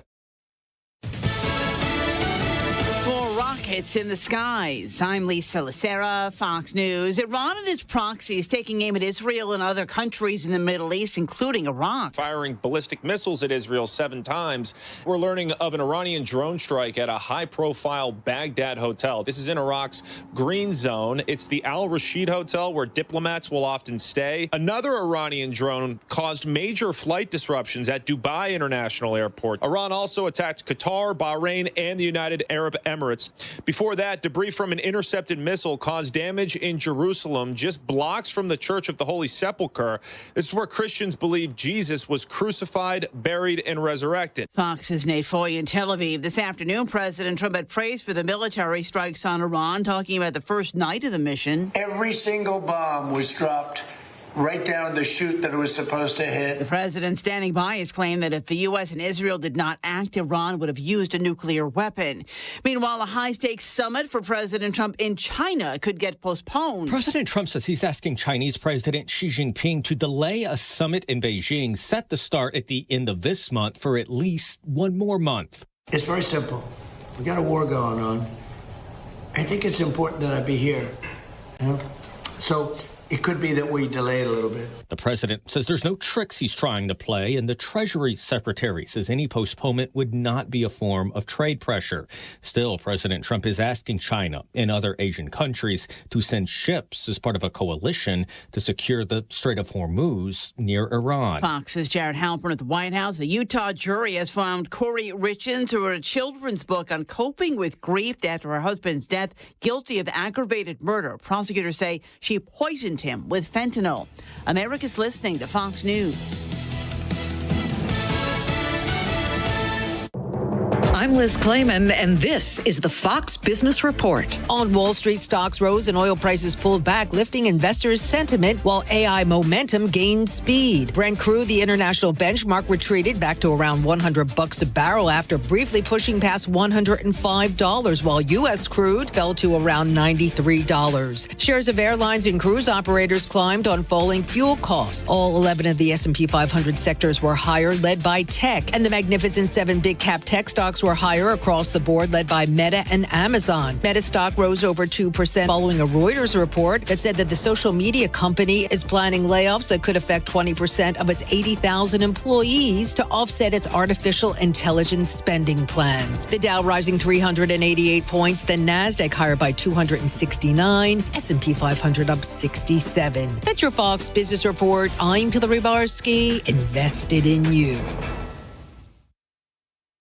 My name is Whitney Allen, and I'm a widow. My husband, Ryan, died. We never thought we'd ever have to use life insurance, but the unexpected happened. With Ethos, signing up was fast and 100% online. You can get a quote in seconds, apply in minutes, and get same-day coverage. No medical exams, and you can get up to $3 million worth of coverage. I'm grateful we were prepared. Get your free quote at ethos.com/term. That's ethos.com/term. Paid spokesperson. Time spent on application may vary. Oh, Jesus. The yellow light! God, I'm walking here!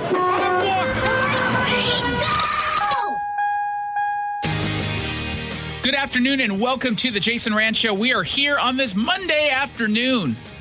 Hope everyone had a wonderful weekend. You're listening to Seattle Red 770 AM. We're streaming on the Seattle Red app online at seattlered.com. We got a lot to get to this hour.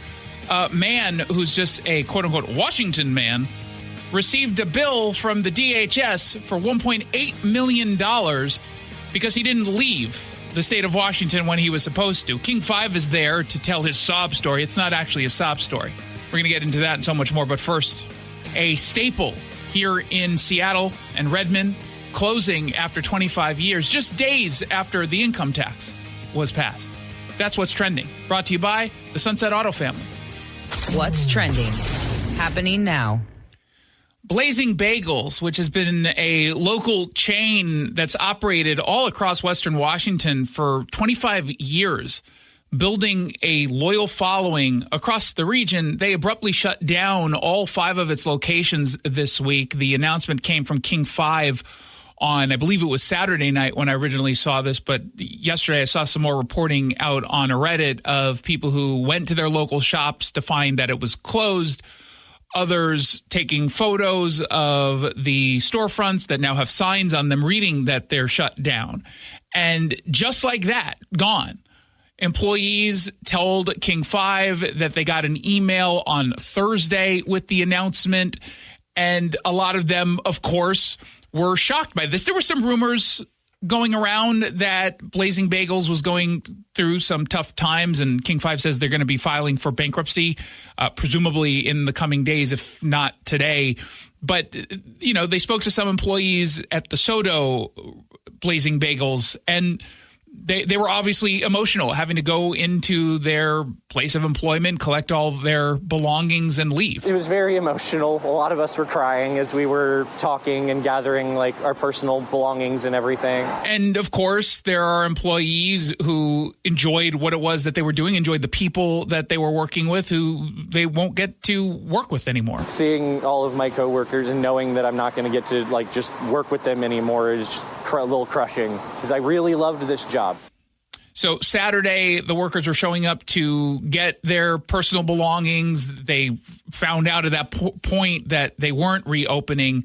And now the Chapter 7 liquidation begins. Now, this wasn't a struggling fly-by-night operation that never found its footing, right? I mean, this was Blazing Bagels. I don't eat bagels, certainly haven't within the last year, as it's very carb-heavy. But I've had Blazing Bagels before, and they've done some work in this building. I remember when our sister station was doing a fundraiser for Treehouse, which helps foster care kids. I was producing that years and years and years ago, and they were always happy to pitch in any way they could. And, sometimes it just meant bringing bagels down to the volunteers who were answering phones for, donations coming into Treehouse. And they were part of the community, but they've been here for a while. They've had stores, not just in Seattle, but they had it in Redmond, which I think is where they were based, Bellevue, Issaquah as well. This was a known name, a staple in the community, a place that people counted on for their bagels and for their coffee. And not that long ago, the discussion around this company was expansion in Washington state, not extinction. And that's what makes this story hit harder for a lot of folks. They shared their message with great alarm from the staff members who I understand were frustrated. If they knew that things weren't going well, they should have said something so people could start looking for jobs. And while I understand that, I certainly sympathize with that position. And if I were in his position, I would hold that exact same viewpoint, right? No one wants the rug pulled out from under them. But sometimes that's easier said than done. And to me, it could indicate that this was a company that was struggling to get by in a very inhospitable environment, not wanting to pull the plug until they absolutely had to. But that is an important piece of all of this. This is the part where Washington Democrats and their allies in the media, including King 5, pretend that every business collapse is just some sort of isolated tragedy, that maybe it's bad luck, maybe it's bad business decisions that finally caught up to them. It's the market doing things that the market will do. Nothing to see here beyond just the sad story of employees who are out of a job. And certainly that's part of the story. But they never want to acknowledge that there could be a connection to policies coming out of Olympia that make it harder and more expensive and, frankly, more miserable to run a business in the state of Washington. Blazing Bagels managed to survive the Great Recession. It survived COVID. It survived the endless chaos that came with not just lockdown insanity, but inflation, the general anti-business culture of Seattle, the crime crisis that infected this entire region. The founder, Dennis Ballen, or Ballen, B-A-L-L-E-N, he was the kind of guy who even took the city of Redmond all the way to the Ninth Circuit Court of Appeals over a ridiculous sign ordinance, and he actually won. This was not some sort of weak company. This wasn't an owner who didn't know how to battle through adversity, and yet now this business is gone. Now, it would be lazy to say that Washington Democrats passed an unconstitutional income tax and then, boom, Blazing Bagels shut down because of that alone. That's not my argument.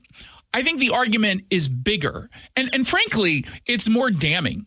The closure of Blazing Bagels happened in a state that has become increasingly hostile to employers, to entrepreneurs, and especially small and mid-sized businesses just trying to survive on tight margins.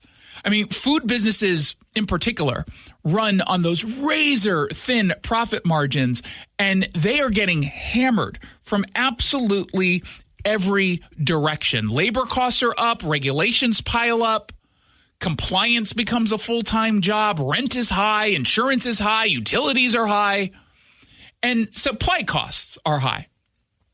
And so what did Washington Democrats decide to do despite all of this? They pass an unconstitutional income tax that sends one more message to anyone trying to build something here, is that we will punish success, we will change the rules. We don't care if you decide this place is no longer worth the risk. That matters, that messaging. Even if the tax wasn't a direct cause of this bankruptcy. And again, I doubt that it was a direct cause. I think it is foolish and naive to believe that none of these policies at all contribute to the general environment that makes it more difficult to do business here. Because even if that tax wasn't a direct cause of any of this, it contributes to the broader instability. It reinforces the sense that Washington is no longer a place where business owners can plan with confidence. It tells investors in these businesses or operators, franchisees. It tells the family-owned companies that people running the state see them less as partners in economic prosperity and more as walking ATMs. And once that mindset takes hold, closures like this, they don't feel surprising. And that's the real story here. Another local institution is gone, and the people in charge keep acting like they have nothing to do with creating the conditions that make survival nearly impossible. They talk endlessly about equity. They talk about the importance of building community and uplifting workers' rights. But then businesses close and workers lose their jobs. Customers lose the place that they go to every morning for their morning breakfast. And neighborhoods lose part of their identity. But hey, at least Olympia got to feel morally superior while another business bites the dust. You know, Blazing Bagels survived everything it was supposed to die from. Recession, pandemic, government nonsense. And still in the end, it's Democrats' anti-business climate that proved just too much. That should shame the people running this state. It's not. I'm not going to hold my breath that they feel anything here. But I do think that it should shame them. And the sad part is they're just going to go about their business as if nothing is in their control, that they're not responsible for anything. King 5 will still do a story that doesn't even mention any of the greater policies. And look, I don't know anything about Blazing Bagels. They could run this business into the ground and they were going to close anyway. Maybe. But to me, they've lasted this long. So I'm going to give them a little bit of credit that they know what it is they're doing. And I'm going to look at the obvious, which is, yet again, Washington Democrats choosing to institute policy after policy after policy, year after year after year, that makes it just too much for businesses to handle. Let's find out what else is trending. What's trending? Media bias. Well, King 5 News, Woke 5 News did it again. And of course, it's Sharon Yu who's the reporter on this. So it means we're talking about illegal immigration, and it's going to be exclusively from the perspective of someone who thinks any kind of immigration enforcement is somehow immoral and unjust. They found another immigration story, looked at a guy who was ordered to leave the United States, chose not to leave, and then somehow framed him as if he's the victim. That takes some special talent. Now, King 5 doesn't identify the man, making it very difficult for us to do any of our own due diligence to find out some of the details behind why he was ordered to be removed. But we know that he went through the process. He's a guy who lives in Washington State, and they say he got a letter from the Department of Homeland Security demanding about $1.8 million because he failed to depart after receiving a final removal order. His lawyer is Olia Katala, an immigration attorney. She read to King 5 what the letter said. It is ordered that a civil penalty be imposed upon you in the amount of $1,820,352. Now, the report says he came to the United States from Vietnam as a child in the early 80s. But he got his final order of removal. Again, final order of removal in 2007. Who was president in 2007? It was George W. Bush. He's somehow escaped any kind of scrutiny from the left on immigration orders because this wouldn't have been controversial at all. And I imagine it's gone through the process, or at least to a point, since 2007. So it likely also saw Obama, maybe even saw the first Trump administration. I don't know. But I do know that he went through the court process and was ordered to be removed. And yet he decided, apparently, to ignore that since 2007. So for almost 20 years, he said, I'm not going to do it. His attorney told King 5 that he checks in annually. He's got work permits, but also acknowledged that he's had the final removal order hanging over him for years.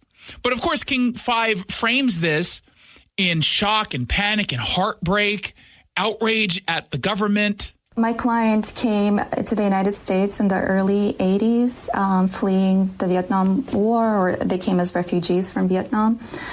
And they settled in the United States. So he was only 5 years old when he came, and he's in his late 40s now. Yeah. Again, they don't tell us why he was ordered removed, which generally means, Sharon Yu, because she's not a particularly good reporter and not interested in reporting, this is just another sob story. She either didn't ask the question, doesn't care, or she knows the answer would not benefit this propaganda piece.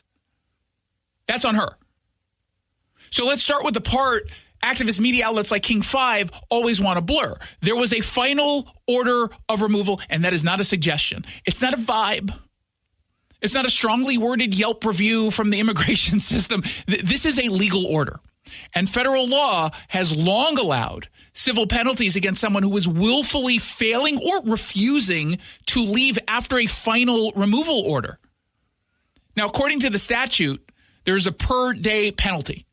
And the current adjusted maximum, I guess, is up to $998 per day.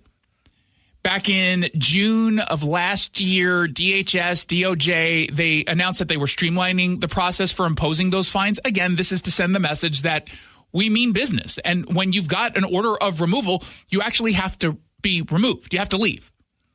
So when King 5 acts like this bill just fell from the sky because orange man bad. No. That's not what happened.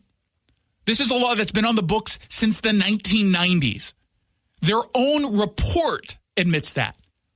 But what's changed is that the administration is actually using the law the way it was intended to. And that's what the left, in and out of the media, just cannot stand. Think about the pattern. Just think about this logically, or at least we'll try to think about this logically, because they don't really use any logic, it seems, on the left when it comes to this and so many other issues. But they get angry when ICE makes arrests. No matter the circumstances, they get angry. They get angry when judges issue removal orders, regardless, again, of the facts of the case. They get angry when Congress passes any immigration law. They get angry when the Department of Homeland Security enforces the penalties tied to those laws, tied to those removal orders, tied to an arrest. At some point, maybe just be honest and say what you mean, King 5. You want open borders. You want no consequences. You want immigration law to exist only on paper, I guess. So activists and sympathetic reporters like Sharon Yu can pretend that it's cruel when anyone actually enforces it. That's the game here. Is $1.8 million a huge bill? Of course it is.